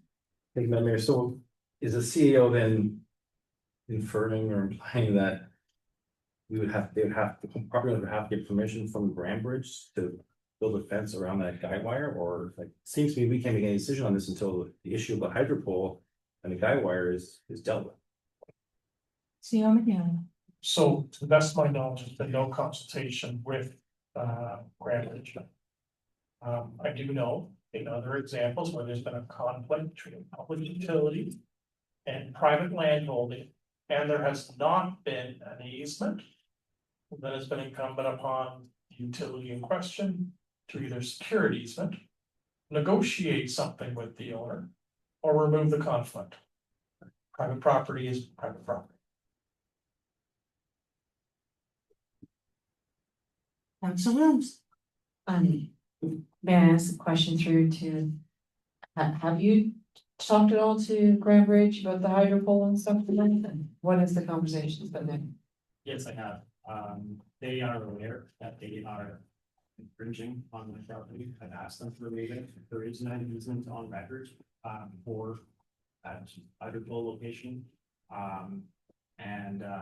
Right now, in terms of constructing the fence along within my property, there's no, they have no legal, right to stop that. And that's, yeah, that's the deal that's about this one thing, judged last year. And again, this is because the property is extremely.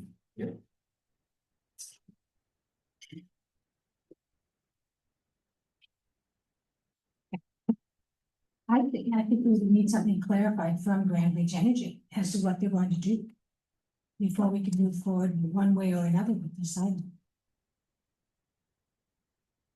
I would suggest, Councilor Osmer, go ahead. Okay,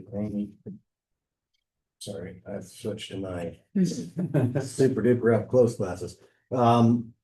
It would almost make more sense to me that if something's negotiated with Grandbridge, and I mean, that's totally up to the landowners and Grandbridge, not me. But it would make more sense if the property line came straight across and then went straight over to that little fence and left that tiny little triangle for utilities and hydro poles and I'm sure back when all this infrastructure went in, nobody cared about, they wanted the hydro, they wanted the the lines and gas and all that. Nobody cared. Like, they just put it in, we want the infrastructure. But when it becomes an issue, it becomes an issue. And but to me, when I look at this, it would make just so much sense that from the existing fence, the property line should come straight across and then straight over to this fence that's already started. But that's not our. No, that's not. Right. It's just, Yeah, it's and I just think we need because Grand right Ridge to now, respond. the applicant's asking for us to allow them a fence that comes basically between that guide wire and that pole to a point and then straight over to that little fence in another point. This is That's- time for council to discuss. You had your times, okay? I would suggest, and council may disagree with me, I will accept that we defer this and we send a note to Grand Ridge Energy on this issue. Councilor Tilly, Sorry. take your finger off, Councilor Osmer. I actually took a long time to process this one, so I. Because it was a 6-foot fence in its current existing position, whether or not it was intended to be something that could be continued or something that was not going to be continued. It was put there to replace something that was done. That put the state of affairs of the bush no longer effective. And I appreciate that. Whether or not this would have been the conversation. If this hadn't been done, that's fine. I'm gonna say, okay, well, that doesn't matter because this is the way it was built to do that. My opinion would be. In this particular scenario, whether or not Grandbridge allows, doesn't allow, whatever, it neither here nor there for me, because of the fact that ultimately. That won't be our problem, it'll be the problem of the home builder at that point. But I would be open to the concept of a 6-foot fence in the same that was already provided. To the property line is allowed only because of the fact, and I understand this is technically the front yard or the side yard or wherever it is. But because of the fact that this is an area that is very open to public, it is very, I'll be honest, I built an 8-foot fence in Cambridge because of the fact I live right next to Crackton. And I didn't want to have any part with that. I never got in trouble with bylaw. It's very nice. Crackton, just made up name. It was a very bad area. But I wanted something to give me some space, and I can appreciate where there's a busy area here and something's already been made. Now, if it was an option, maybe adding some more cedar trees and making that look nice would have been an option, but the owner is now dealing with an issue that was kind of presented and given because of this, the building of the sidewalk. So my idea would be to appease, but also to maintain the integrity of the look around the 6-foot fence that's already existing. So the concept that would be able to be continued down the sidewalks Not beyond, obviously not beyond the house, the front of the house, but to the, where it's down towards the parking lot. And allow the homeowner to enclose that area so they can use it and have some privacy in that area that's very much obviously not privacy. The 8-foot fence, because it doesn't match the other surrounding fences, would stand out like a wall. And I would say that, so I don't know if other council members are interested in what I'm discussing and saying this, because I think it's a reasonable proposal. But I would think that this would match the existing space, allow an area to be segregated from a very public area, especially with this, and allow something to be done to enclose the space, but that would be something only if everybody else is in agreement. Councillor Larson. Yeah,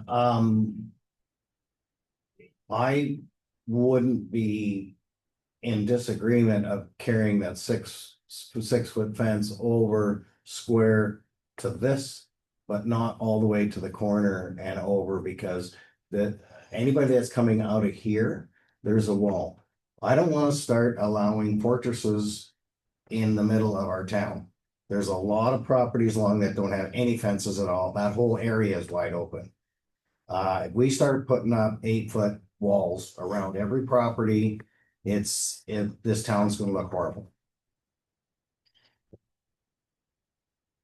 So, Councillor Williams. Councillor Williams.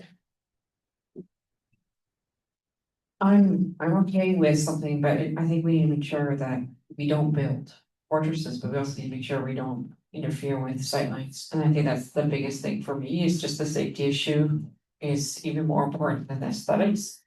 I know my kids bike and I know they don't look, and they'll be underneath cars. I can totally see them. So what do we do about the Grand Bridge energy? Just ignore it?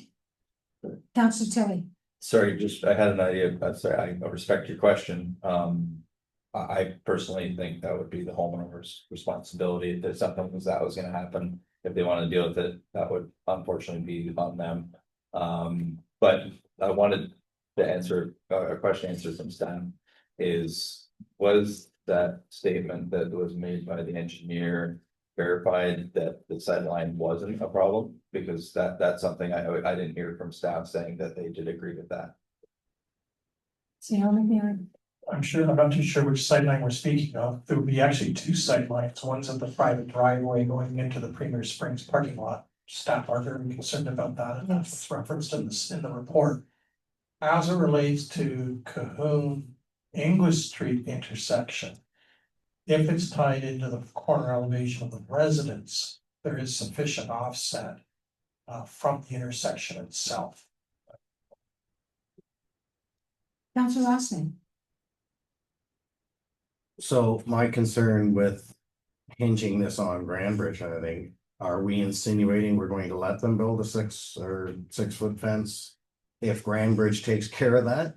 Because again, the concern with the sight lines here is a big concern. And then CO McNeely says between Calhoun and English Street, from the side of the house moving towards Calhoun Street, we can't have a 6-foot fence. What's our bylaw say? 3 from the side to the front?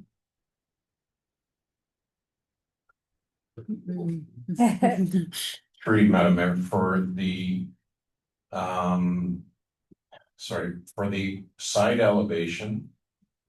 Up to the front elevation of the house. Yeah. You can have a 3-foot fence on the property line. Or a 7-foot fence set back 1.5 meters. But only to the front elevation of the house. Yeah, to the corner. Right. So then moving towards Calhoun Street. Is that where you want the house, the fence to go past, like down the whole side of, like where do they want the fence to end on that westerly side? Fence. Easterly side. The fence to the east of the existing 6-foot fence. You terminate along the English Street road allowance. in line with the corner elevation, front elevation of the residence, and then was proposed to tie into the residence. It was not proposed to continue Okay. toward So it could the be, actual intersection. okay, so it could be the same height to the corner, but then from the corner to the front elevation of the house, it can still be 6'4", right? Because the existing fence is 6'4", right? Can I just interrupt for a section? The motion that we're talking about and what we're talking about is the 8-foot fence. All this other stuff hasn't even been proposed yet. So if we just go by the motion, they're asking for an 8-foot fence. So discussing how a 6-foot fence would work is not really relative to what we're talking Yeah, about. I'm trying to get a visual of. Yeah, but where let they them want come the fence back to with that. end. Yeah, but let them come back with that later if they want to, but that we're dealing with an 8-foot fence, nothing about 6 or anything else. But we are dealing with easterly and westerly as well. No, 8-foot fence. Hmm. So, can I read the motion? No, Councillor Austin, do you want to read it, please? Okay, I'm going by the report. Yeah, and the report report gave a lot of talks data about about easterly this and stuff, westerly, but yeah. that's not what we're voting on. Okay, so the motion says, do you want me to read it in entirety? It's only a paragraph. No, I mean, from like, as if I'm reading it for a vote. Yes, please. Okay, so moved by myself, seconded by Council Rowland, that report BLE 13-2025 be received and that council deny the variance request defense bylaw 3473-24 to allow for a 2.44 meter, 8-foot high privacy fence to be constructed on the side yard at the lot line as opposed to the maximum allowed fence height of 0.91 meters or 3 feet. So that's what we're dealing with. That's all we're dealing with. So, Councillor Tilly. I beg to disagree. The only reason I say that is that even written in the report is the options that are presented. So This that's, is the motion put forward that we're voting on. Okay. All right, this is a staff motion. If it's different, then staff has to tell me, but this is the motion. So do we have the wrong report in front of us then? With the I don't with a know, I different think we're motion? giving a lot of information, but this is the motion. Because I So why don't we understood, deal with this motion? I didn't see this motion until we got here, and my staff report suggests easterly, westerly, 8-foot fence and sightlines. So that's why I'm asking all these questions. Staff can have clarification, please. So, Madam Mayor, the report that's in front of you, staff are recommending request for the increased height at the 0 lot line be denied. Staff report does identify that council has other options and that these may be things that council discuss with the opponent. In lieu of pursuing the 8-foot high fence, which was the ask. And they're outlined on the top of page 336 of the agenda. So the first option would be to support the staff recommendation, which is the outright denial of the 8-foot high fence at the 0 lot line. Council could grant the variance as put forward by the owner. Council could permit the fence at something lower than the 2.44 meters, which is 8 feet, which could potentially be 6'4". But it's higher than what's allowed as of right.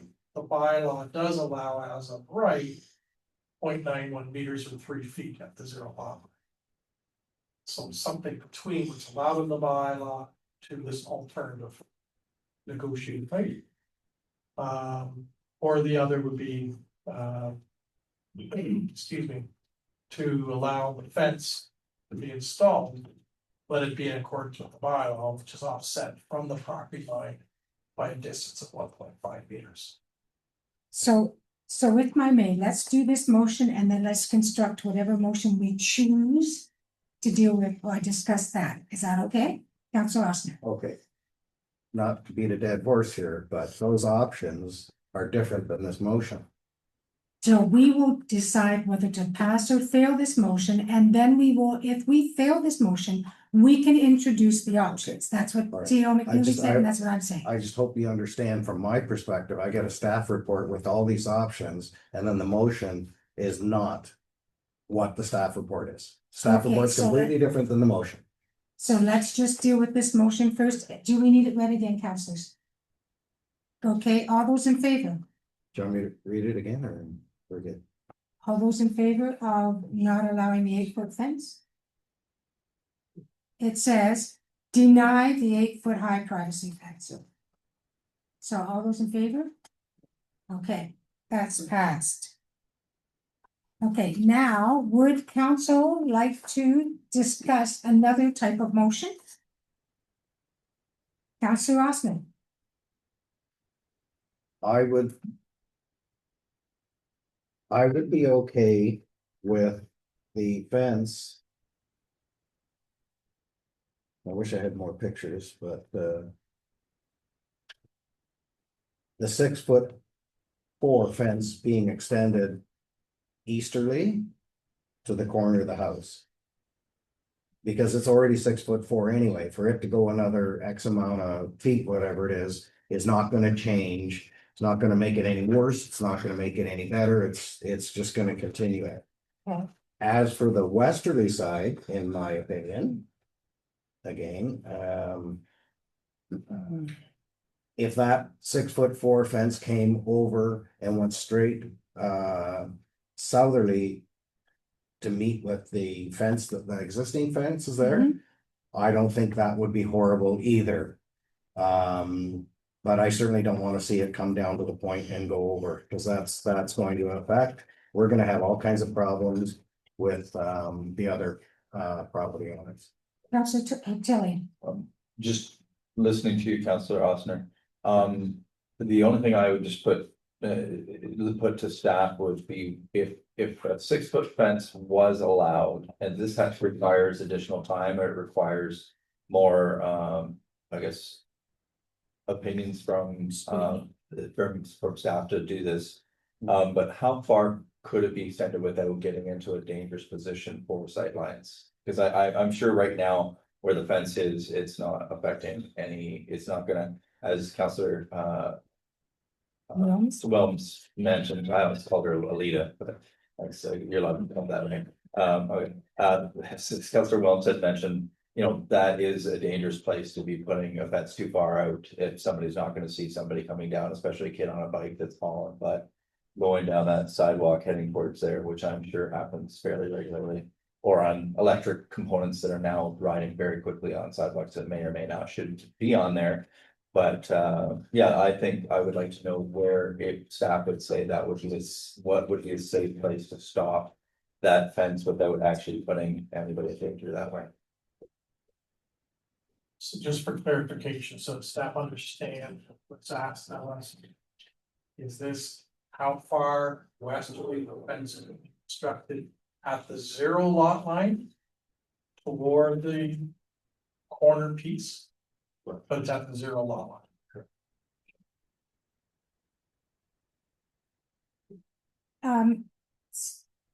If I may, wasn't there at one point something that it had to be in?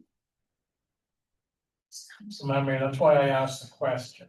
As of right, the fence could be constructed 1.5 meters offset from the common lot line between private ownership and the municipal road allowance. Councillor Tilly's query of staff was, where is the sight lines on the sidewalk obscured if the fence was constructed westerly? At the 0 lot line. And so we'd actually have to go into the field. Place a marker at that height. At the 0 lot line, and then see where a vehicle vision would be obscured in the context of that marker. So we wouldn't be able to. That's why I wanted to know why, where are we measuring from? And Councillor Tilly, in his discussion, talked about a 0 lot line. And then I'm just going along the lines of what potentially we could do in these options. If, again, it's gonna come down to the agreement of the homeowner, what they're willing to allow or that they want.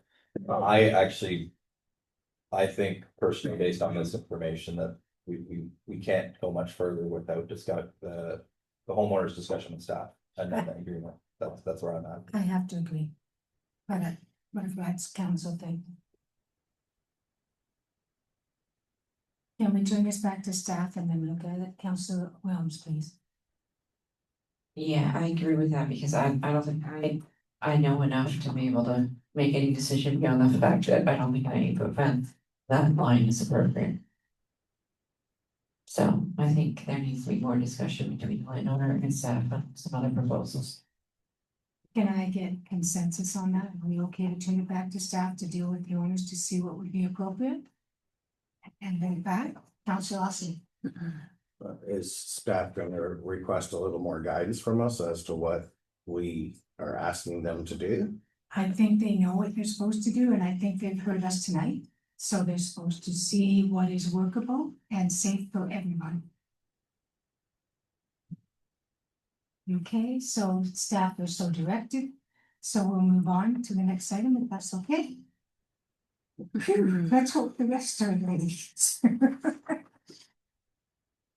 We're at 13.2.2, report number BLE 14/2025 noise exemption request 109 Myth River Way. Questions from the public? No. Questions from council? Seeing none, can I have the motion, please, Councillor Jones? Moved by myself, second by Councillor Tilly, that report number BLE 14/2025 be received and the council grant exemption from the noise bylaw number 3421-23 on Saturday, September 27, 2025, from 4:00 p.m. to 11:00 p.m. for the purpose of an outdoor backyard celebration with amplified sound to be held at the property located at 109 Myth River Way, Air. All those in favor? Carried, thank you.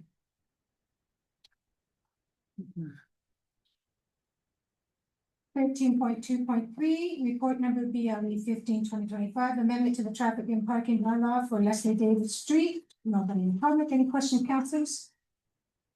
Can I have the motion, please, Councillor Tilden? Move by myself, second by Council Roman, that BLE report number 15/2025 be received and that bylaw 3578-25 being a bylaw to further amend bylaw number 2559-13 traffic and parking bylaw to remove the no parking area on the north side of the Leslie Davis Street from Robert Wilner Street to Prince Philip Boulevard being enacted. And that upon execution of this bylaw, staff are to undertake the necessary steps to post the appropriate signage and public awareness campaign. All those in favor? Carried, thank you. Next, we have report number 13.2.4, report number BLE 16/2025 noise exemption request for 14252 Wrigley Road. Any questions, councillors? Okay, so can I have the motion, please, Councillor Roman? Myself, by Councillor Williams, that BLE report number 16/2025 be received. That council grant an exemption from the noise bylaw number 3421-23 on Saturday, September 6, 2025, from 4 p.m. to 11 p.m. for the purpose of a backyard celebration with outdoor music and amplified sound to be held at property located at 1452 Wrigley Road. All those in favor? Carried, thank you. And next we have report number 11/2025 contract award and pre-budget approval voting method service provider for the delivery of the 2026 municipal election. Any questions or comments, councillors? Seeing none, can I have the motion, please, Councillor Austin? Move by myself, second by Councillor Tilly, that CLK report number 11/2025 be received and the council provide 2026 pre-budget approval in the amount of $18,450 plus HST to execute an agreement with Simply Voting Inc. to provide internet voting and $26,505 plus HST to execute an agreement with Election Systems and Software Canada to provide paper ballots and tabulators, all in support of the 2026 municipal election. And that the mayor and clerk be authorized to execute the agreements and any documents with Simply Voting Inc. and Election Systems and Software Canada to facilitate the delivery of the 2026 municipal election. All those in favor? Carried, thank you.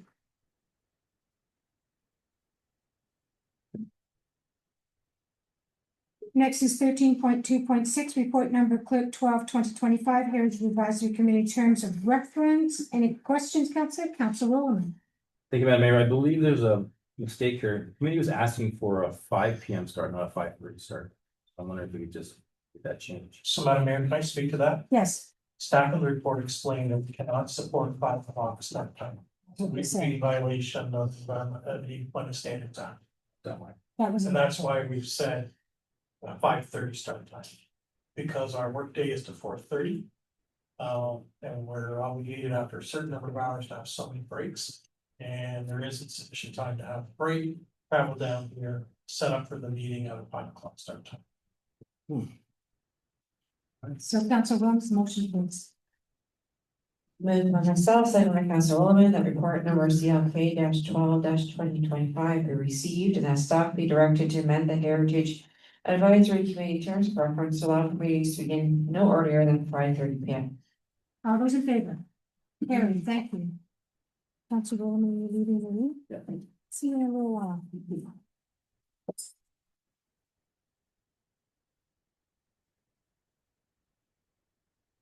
Well, can you go get us a coffee?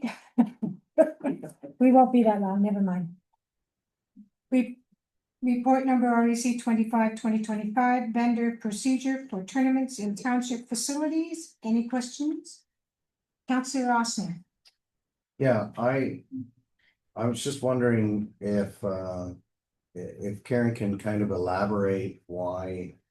On top of the report, why this is necessary. It just seems like a lot of, making tournament organizers do extra work, making vendors do extra work, making staff do extra work for $10 each. Whereas most of the, I assume, and maybe Karen can clarify on this, that most of the vendors that come to these things are just selling minor things, and I'm afraid that if you start making everybody jump through hoops, it's just an additional bunch of work, particularly on our staff. For a $10 fee, I mean. Karen.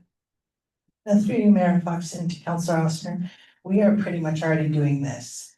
The tournament organizers give us all the information, we have to collect all the insurance, copies of insurance from our vendors. The real reason behind this is so that we have better control over what vendors are coming into our facility. And we're trying to do this ahead of the anticipated Twin Pad because we know the tournament vendors, I should say, are going to increase. So we just thought we would get ahead of it now, get it implemented for the fall season, and then it would just be ongoing. This is something that I have previously adopted when I was in Brantford, and we ran it very successfully. It gives us a little bit more control over what vendors are using the facility. Also noting too now, not just only the concession, but now we have a 2-year extended lease with the pro shop.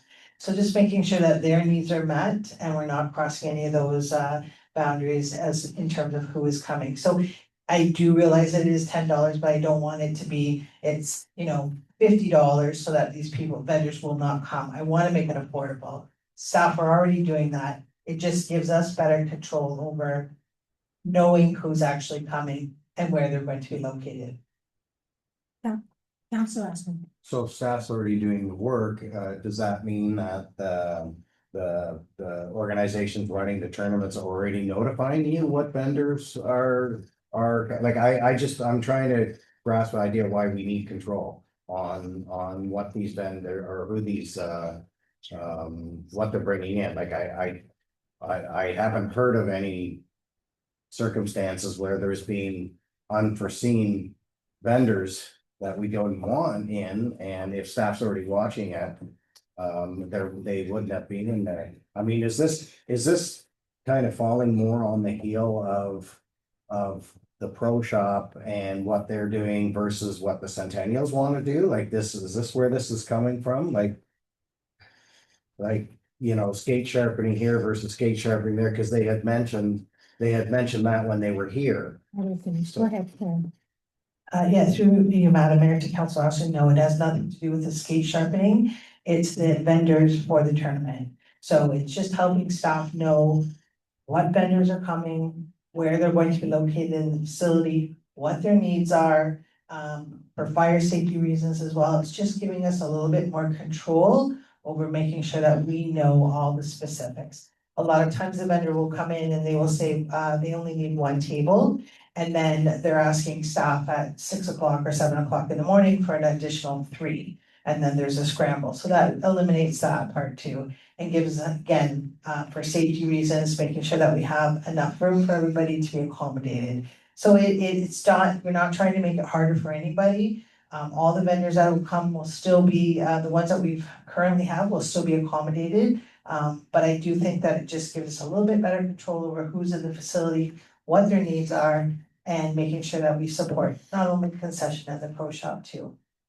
See, this makes a lot of sense to me, and as a recreationist and doing the same type of thing, you know who's where, when, what, how, exactly what they need, you meet their needs, and this takes away the fly by night. Somebody walking in and saying, "Oh, I okayed it with the tournament." Well, you didn't okay it with the township, and we don't have the tables for you, we don't have the space for you.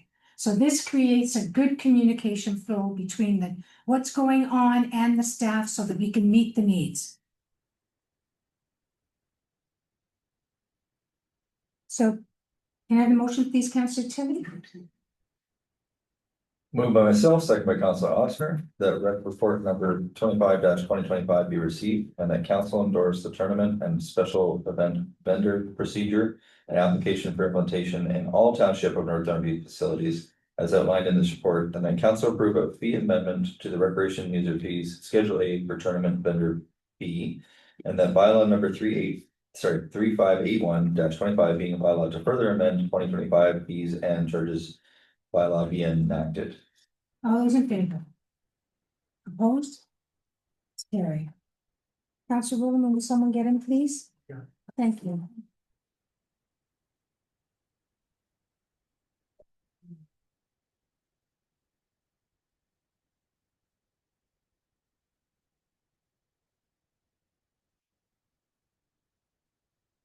I hear you had Councillor Williman reading that bylaw.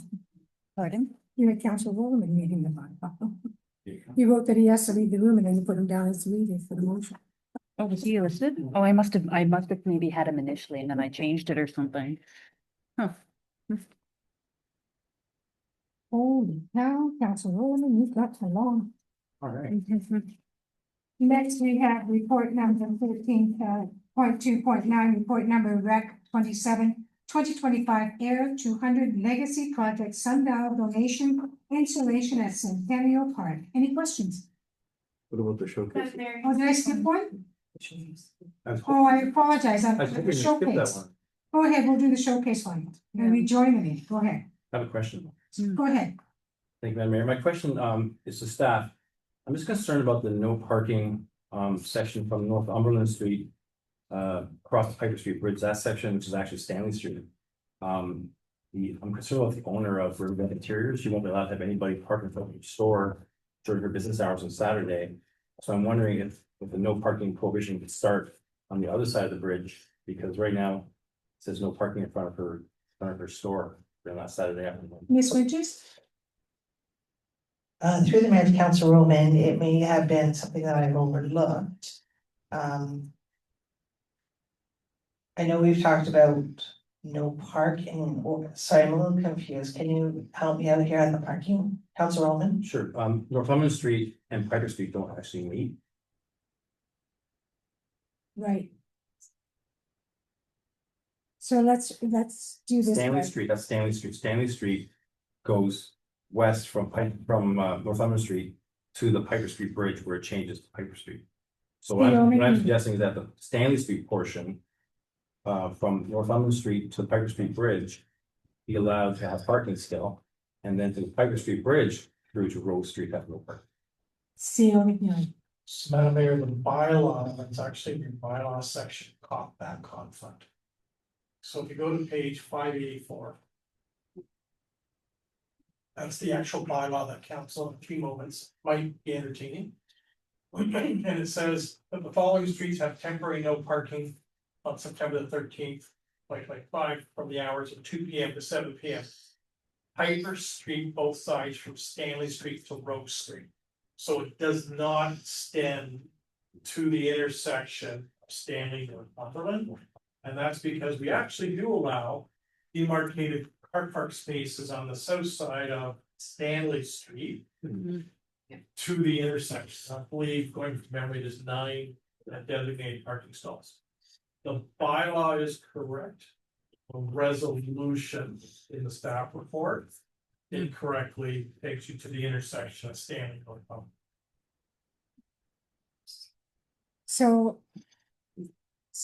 If I change this to it says, and that bylaw number 3583-25, being a bylaw to establish a temporary no parking restriction for Piper Street, both sides, from Stanley to Rose Street? It would be from Stanley Street to Rose Street.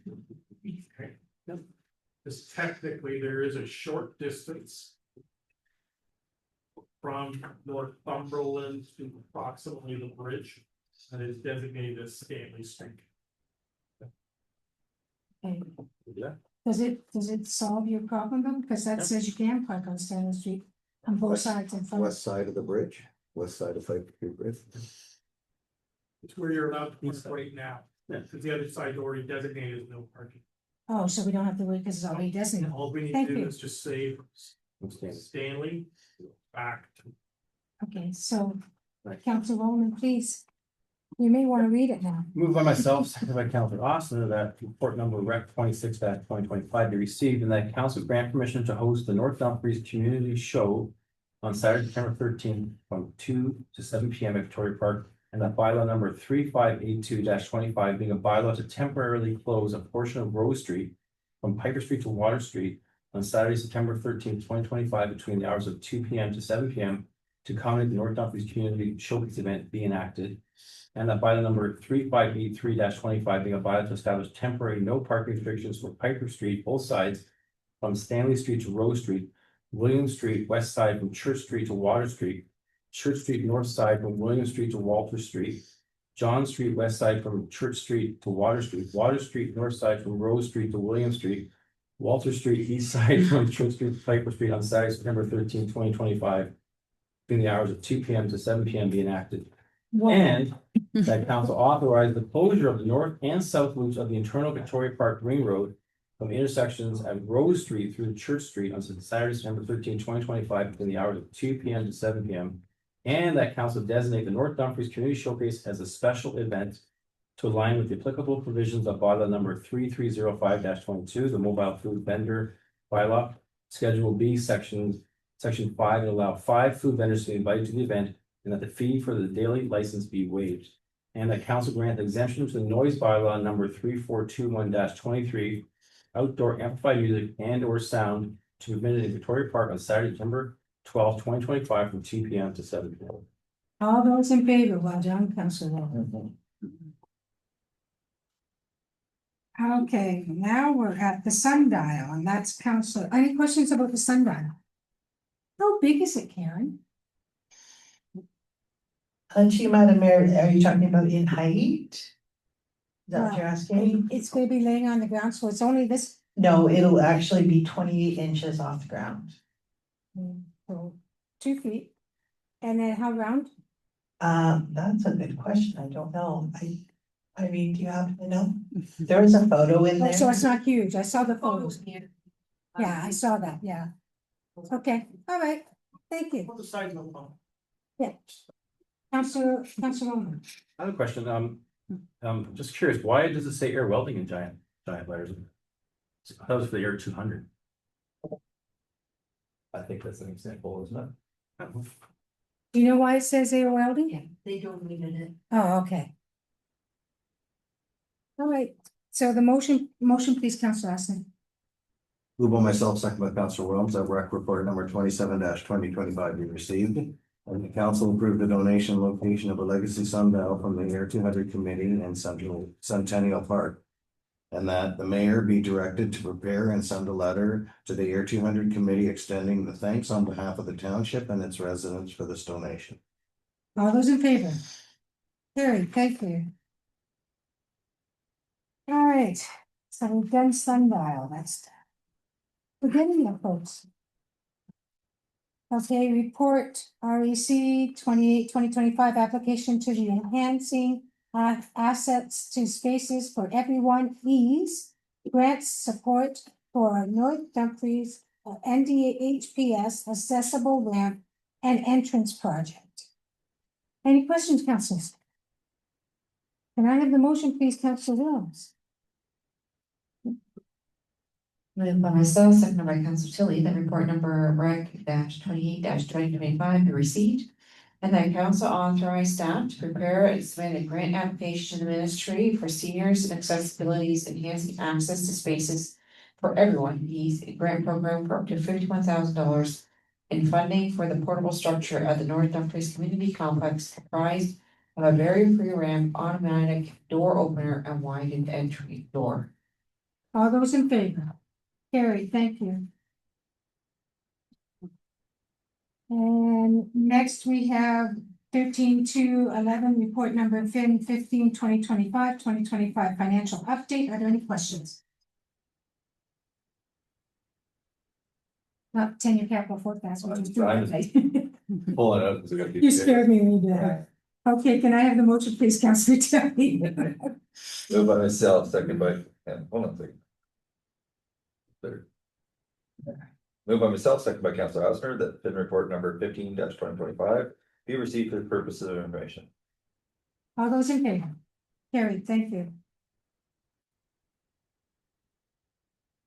And 13-2.12, report number PW 08-2025, tender award ND 2025 C12 RFT for Thompson Street drainage improvements. Questions? Motion, please, Councilor Roman.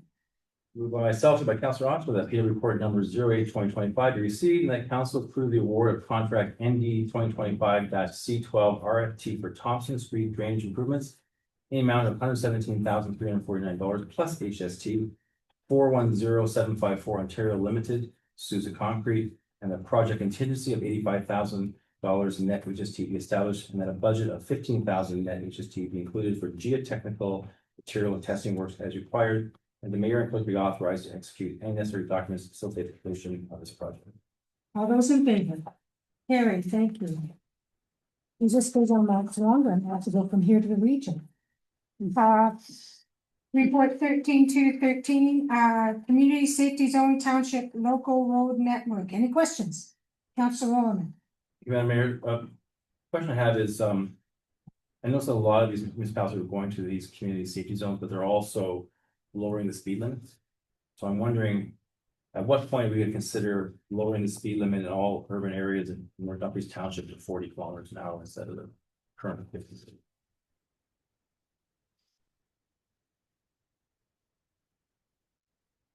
Anyone want to venture on that one? Nobody's touching.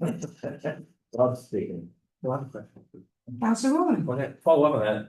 The speed humps, for example, on Greenfield Road we discussed earlier, you drive down that road, you can't get to 50. If you follow the speed hump, you basically stay at 40 or below. And that's happening in a lot of the areas we're putting in these speed humps. And we're putting community safety zones, I think there's an expectation that the speed limit drops down in these zones. So people are coming to me and saying, for example, oh, the traffic is speeding on Piper Street, but some of our records show that speed was actually around 50 kilometers an hour, but people are still saying it's too fast. So I'm wondering, in Ayr, in Browns, in Branston, in Clyde, in Roseville, on township roads, should we be looking at, maybe staff needs to do some kind of study, but maybe we need to be considering lowering the speed limit to 40 kilometers an hour instead of 50. A lot of people are still suggesting that it's too fast. Councilor Tilly. I appreciate that. I believe there's a study that staff was doing on the speed for all of the township, because of, remember when I was requesting the village of Branston to be reduced and brought down to 40 kilometers or less, I believe is what it was. And then Councilor Roman asked for all of the township to have the same study which is the reason why nothing I believe has been done to Branch at this point, because that study is being completed as far as I understand. That we were requesting and a resident had requested that, that Branch should be reduced at speed, or at least posted the speed that we thought was 40 kilometers an hour in the village, and then staff verified that. So I'd be interested in knowing where that is at as well, so that's a good point. CEO McNeely. Madam Mayor, through to both Councillor Rowland and Councillor Tilly. There is a good pool of information. Some of it's been done by our colleagues in the city of Kitchener as it relates to speed reductions in specific areas under certain criteria, 40 kilometers an hour. The reality, generally speaking, is it comes down to enforcement. People will drive the speed they're comfortable based on the design parameters of the road, but also the setting in which the road exists. You can create a false expectation by posting a speed at 40 kilometers and the driver's comfortable doing 50 or whatever. And then that itself creates conflicts because people have a certain expectation that the public's gonna actually travel at 50 kilometers an hour. And the absence of enforcement, which can only be done in one of two ways, police. Or if we were to designate a community safety zone and you were actually to put up an automated speed enforcement. Okay, so there is no doubt, the slower the speed of the motor vehicle, if there's a collision, whether it be with a pedestrian or cyclist or with another vehicle, the damage, the potential harm to an individual is lower. That just makes sense. That just makes sense when you think of the physics of a collision.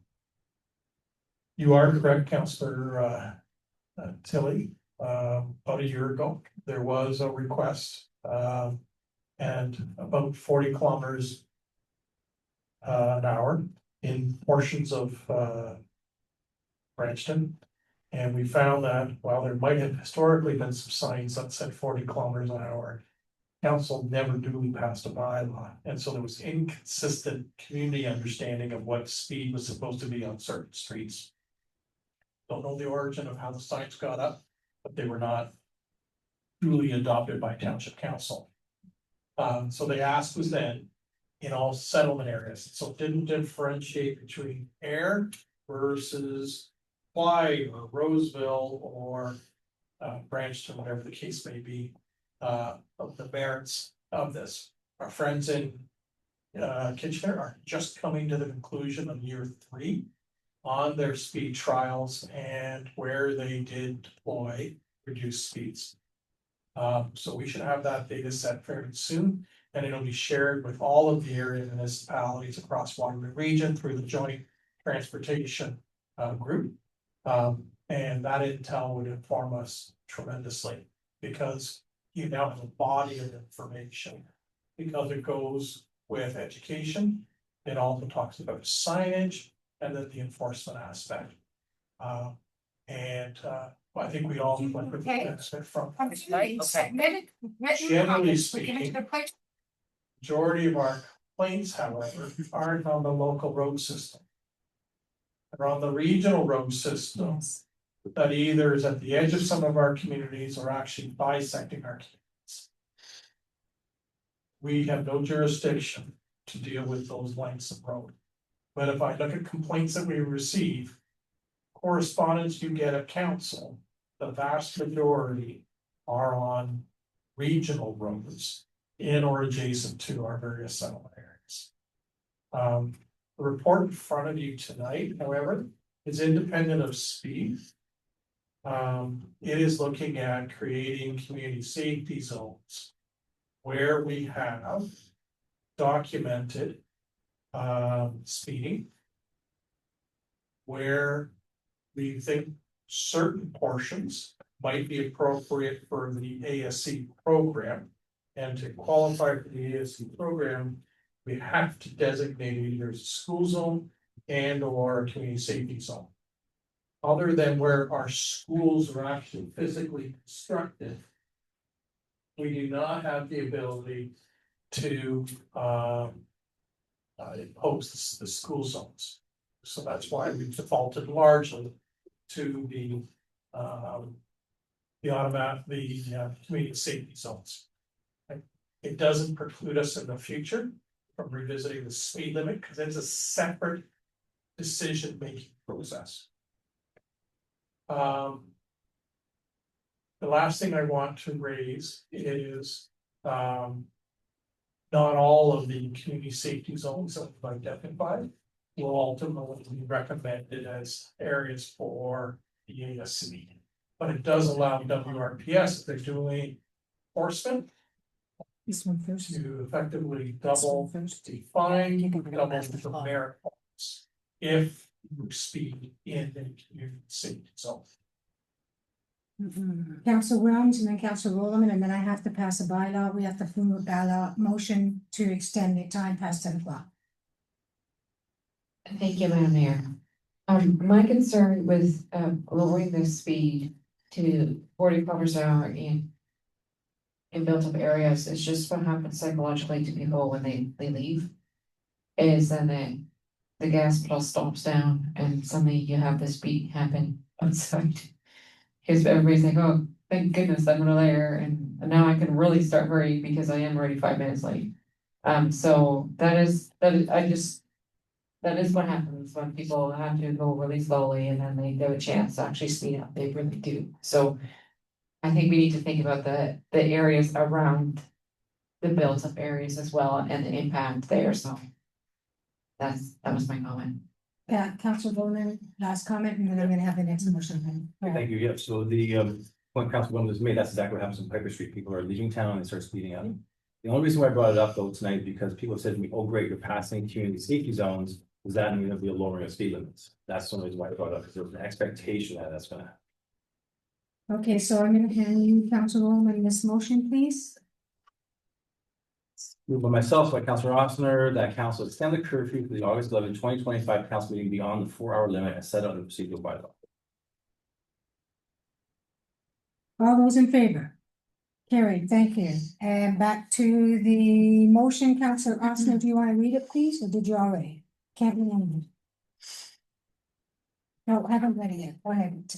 Moved by myself, second by Councilor Chile, that PW report number 09-2025 be received. And that bylaw number 3580-25 being a bylaw to further amend bylaw number 2559-13, traffic and parking bylaw, to revise Schedule 23, community safety zones as outlined in this report be enacted. And that upon execution of this bylaw, staff are to undertake the necessary steps to post the appropriate signage and public awareness campaign. All those in favor? Carried, thank you. Okay, we're getting there, folks. 13.2.14, report number PW 10-2025, traffic safety review, Greenfield Road, Northumberland Street to Dundas Road. Any comments? Councilor Tilley, please. Moved by myself, second by Councilor Ossner, that PW report number 1025 be received and that staff proceed with the outlined safety plans for the Greenfield Road, Northumberland Street to Dumfries Road as included in this report.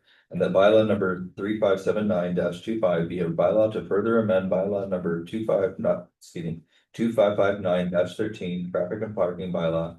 Change the speed limit on Greenfield Road from approximately 200 meters east of 2856 Greenfield Road to Dumfries Road to 60 kilometers an hour being enacted.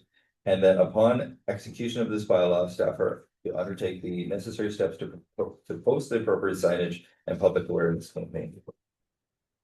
All those in favor? Carried, thank you. And next, report number 13.2.15, report number PW 11-2025, contract award for the NDCC Net Zero Arena Construction Management Services, ND 2025 DR RFP. Any questions or comments? Seeing none, can I have the motion, please, Councilor Williams? Moved by myself, seconded by Councilor Rowland, that report number 11-2025 be received.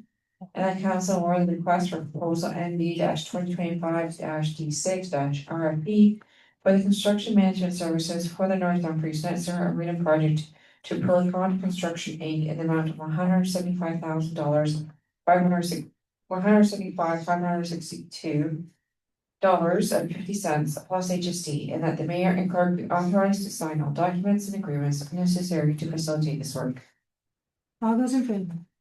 Carried, thank you. Okay, and report number 13/2/16, report number PW 12/2025, winter maintenance equipment purchase. Any questions or comments? Seeing none, can I have the motion, please, Councillor Chili? Moved by myself, second by Councillor Williams, that report number 12/2025 be received. And then council award the purchase of new winter sidewalk maintenance equipment comprised of 2 utility tractors fitted up with the V plows, sander salter units, 1 snow blower attachment, and 1 rotary broom to Air Turf and Track Limited in the amount of $146,472.43 plus HST. That the mayor and clerk be authorized to sign in any agreements necessary for this purchase. All those in favor? Carried, thank you.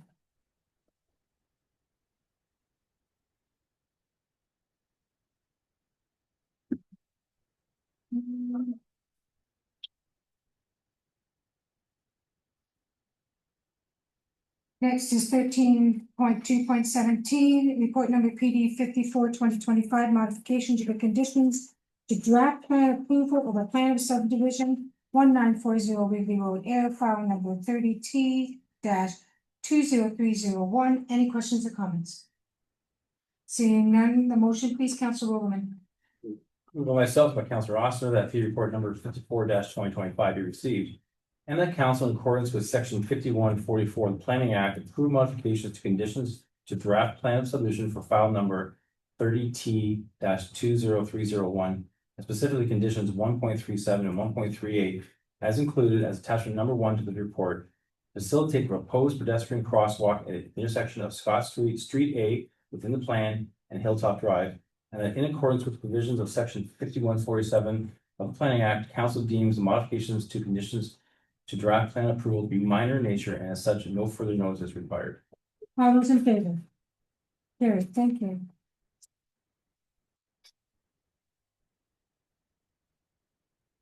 Okay, and the next one was already done, that's the sponsorship one.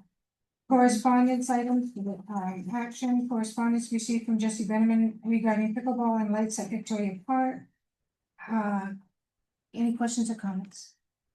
Did we do 13/2? 13/2/18 was the 20. It was dealt with, yeah. So Council Williams, please, the motion.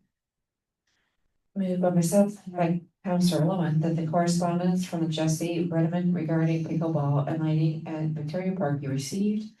And that the correspondence be included in the follow-up report that staff will be submitting to council later in the fall of 2025 on pickleball usage and a potential go-forward strategy. All those in favor? Carried, thank you.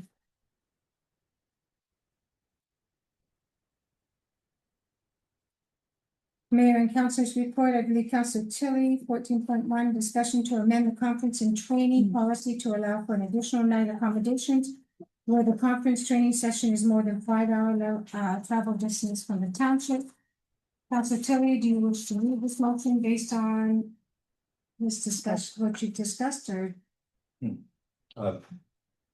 Just to reiterate, that I know myself and that I was speaking with Councilor Wellens, that we're interested in attending the Sunday sessions, that at least I am, and she had mentioned as well. So coming in and then trying to make it to the sessions, that I'm in the opinion, and I know we did it perhaps inappropriately through some communication ahead of time here, but I think it's something that gives us the time to actually arrive and be ready for the conference the following day if it's that far away. So I did have that conversation with CAO, and he recommended this, we do it through this process. So that's as much as I have, other than I think it's reasonable. I'm willing to discuss though, if that's as any vision. Councilor Roman. Madam Mayor, concern I have is that conferences are usually held on Sunday, Monday, Tuesday, because that's the cheapest nights for hotel rooms. the most expensive night for hotel was a Saturday night. So the idea of having to pay a premium to be in Ottawa, for example, on a Saturday night is pretty steep. So that's why in the past, we've always used Sunday morning as our travel time, about 5.5, 6 hours to get to Ottawa. And then you're there for the afternoon session when it starts, saving the township quite a bit of money on hotel rooms. So I'm concerned about just sort of spending township money on the most expensive night of the week for no real reason other than not having to drive on Sunday morning. Councillor Tilly, go ahead. So it's a reasonable statement. Now, unbeknownst to me, I didn't know this is a concern. Last year, we did go in on Saturday. We were able to do that because of the travel time. So to hear that this was something that was not automatically for that kind of distance. So the first, we'd have to register, obviously, Councillor Roman, sorry, to get into, to actually attend. The workshop I want to attend is at 1:30 p.m. And if I wanted to attend that, if I wanted to be there in 6 hours, then I have to be there in time to register, be there and go straight in to that. That'd be an early departure time. That's without stopping or taking a lunch or anything like that. I work, obviously, I travel Ontario as much as I'm sure you travel Ontario. I don't think it's unreasonable to allow a day for that kind of like basically a 6-hour day of traveling is a full day of travel if you stop and take breaks like reasonable people do when they're traveling. I don't necessarily do that, but people do tend to stop and have food. So a 6-hour travel day is essentially a day, and that's the reason why I think it's reasonable to get there safely, not rush, not put any risk ourselves or any members of the community when we're trying to make it there for something that is happening. If it was after 5 o'clock or 6 o'clock, I can definitely see that as a potential discussion, but I do believe since it does start in the afternoon that it's a reasonable request. And so the reason it really started was when I was the chair of TAPMO. TAPMO met before the conference, and so I had to be there because I'm the chair. So that's why I started. So when I talked to the treasurer and I said I would pay for my Saturday. So I was going to pay for my own. Now I'm going up on Sunday. 1:30, what are you going to at 1:30? Because actually the doors to the conference don't open till 1 o'clock for registration. Registration, no, I have it, the agenda rate. I have the agenda right here, Mayor. The Registration is 1 o'clock. So I'll read it right off for you, no worries, I have it right here. So Sunday, August 17th, 9 a.m. is when registration opens. 1:30 to 3 o'clock is the first workshops. Then there's the trade show, it starts at 2 p.m. to 7 p.m. There's more workshops from 3:30 to 5 p.m. And then there's continuation. There's not interested in any of that, but the podcast live at AMO at 4 to 5, opening receptions at 5 to 7, which would have been obviously if we were just not going to be there for the workshops. And then there's the 7 to 9 open welcome reception. So if you're just traveling there to get there for 7 p.m. and just kind of walk around, then I would see that as not an issue. But there is some learning opportunities here. And like I said, I did have, just not wanting to be the only person, I did have previous discussion before getting to here. And I did ask Alita, because we have done this in the past, gone to other workshops. And so, I mean, I'm not trying to put you on the hot spot here, but I guess I'm going to. That you're also saying that there's some workshops that you'd be interested in the same afternoon. Yeah, what Councillor Osner first and then Councillor Williams. So, I mean, I've gone to a lot of conventions in my job. I always go the day before. Like, regardless, I mean, we're kind of dancing around schedules and stuff. It doesn't matter. If he's more comfortable getting there the day before, so he's refreshed, you know, looks respectable, not worn out when he gets to and isn't falling asleep when he gets to his course, that's fine. I have no problem with any, the mayor, the councillors or staff or anybody getting there the night before. Any seminars or courses, just so they can, I mean, if they're willing to drive the 5-6 hours to put the work in for our township. We shouldn't be saying, you know, get there at the last minute and go, but at the same time.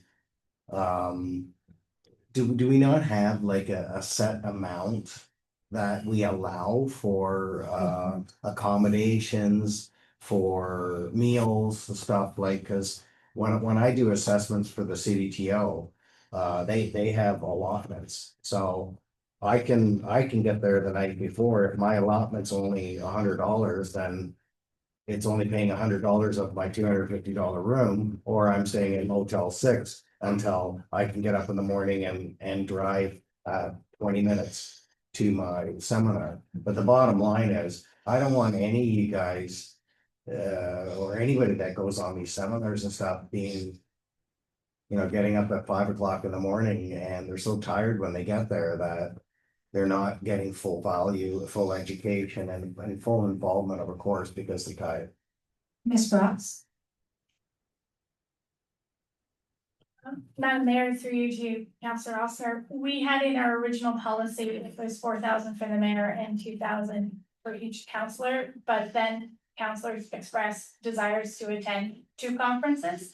So we allowed that without actually defining how much that would be. And that was left like that because, take Amo as an example, there's 4 or 5 different hotels. And we actually don't pick a hotel, it's whatever's available and when we register, and there's a sliding scale in terms of what those charges are. So we can't control necessarily which hotel a member will go to and that overhead cost is. There are subtle variances from hotel to hotel in terms of those costs. And sometimes it's the incidental cost, like a parking. The charge to the hotel. There is no consistency on that. Councillor Larson? So then maybe we should be putting a capping $1, like each counselor should have their set amount that they can spend. And if you're over that, you if pay. you want to go to 3 conferences, you gotta split it 3-way. If you want to go to 1 conference, you don't have to use it. Like, I mean, unfortunately, most of these things that happen always happen when I have to cover holidays. That's why I never go. So for me, I don't use my budget. But if you want to go to TAPMO, AMO, all the different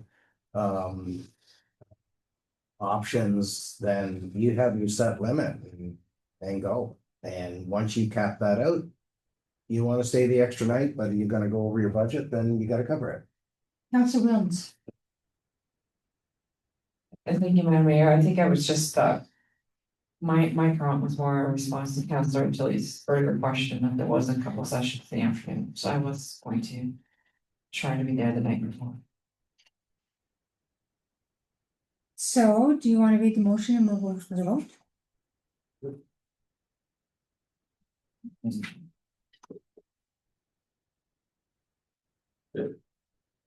Need a second. Sure. Moved by, myself, seconded by. Derek, seconded. The council amend the policy on council attendance at conferences, training sessions to allow for an extra night accommodations and associated expenses where the location of the conference training session is more than 5-hour drive from the township and front runners. All those in favor? Opposed? It's carried. So, can I say? Go ahead, Councillor Larson. Thank you. So on top of that, can we ask, maybe, I don't know if it's Christina, or staff in general to come up with maybe a little addition to this, a little amendment to this. You can go to 2 conferences now, not 1. However, I would like to see a cap budget. CO McMillan? So, Madam Mayor, through to Councillor Ossner, the council be agreeable. Excuse me, as part of the 2026 budget. Would you like us to bring a position paper on, called the council spending allowance, which largely is attributed to conferences and training sessions. and speak to those, what those parameters could look like, and then if council were to adopt it, we either repeal the existing policy or amend the policy. It's applicable, but it would also then be the plug-in number we actually put into the 2026 operating budget. CEO McNeely, but the Roma conference is January, so the budget won't be done in January. That's okay, we've passed this for now to cover.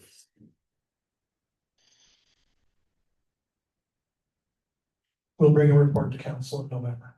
Thank you.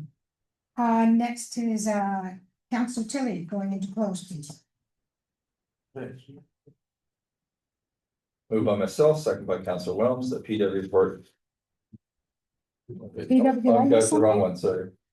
That's maybe I. Oh, it's after, wait a minute. Report. Yeah, we're into. No. It says move into No, not closed mine. and then the PW report.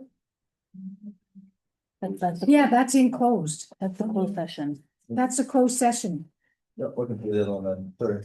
There we go, I got it. Moved by myself, second by Councillor Roman, by Councillor. Bob, you just off it. Gentlemen, and ladies, what are you here for tonight? Docket 15 is the person, I beg your pardon? ready for the docket number 15. Oh, the closed session, okay. All right, carry on, please. I was.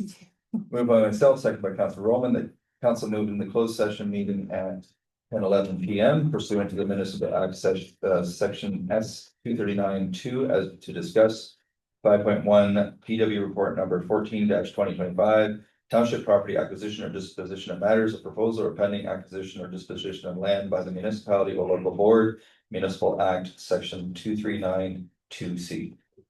All those in favor? Carry. Do you want a bio break first? Yep. Bio break. Yes. It's been a long, I have to just stand.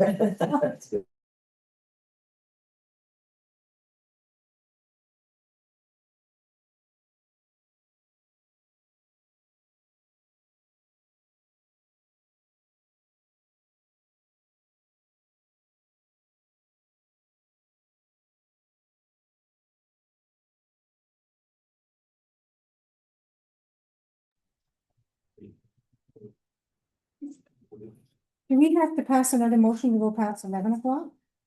No. No, we have to open then this. Okay, Yeah. all those in favor? Carried, thank you. All right, so.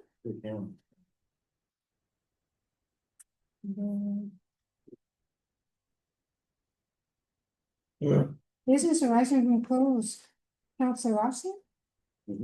Yeah, Moved by myself, second by Councillor Tilly, that staff are authorized to prepare for consideration a bylaw to be adopted under the Municipal Act to stop up and close an unopened road allowance pin 0583 adjacent to the east side of Highway 24 south of the Footbridge Road for the consideration of council at a future meeting. And that staff initiate the public process of notification to entertain a discussion in open session at a future council meeting on the potential disposition of lands owned by the township in accordance with the applicable provisions of bylaw number 2726-15, sale and property disposition bylaw. all those in favor? Carried, thank you. Okay, that goes in. And next. Bylaws, Councilor Williams. Bylaws, please. I don't, you just need to remember. Moved by myself, second by Councillor Osmer, that the following bylaws be read first and second time. 19.1 bylaw number 3578-25. 19.2 bylaw number 3579-25.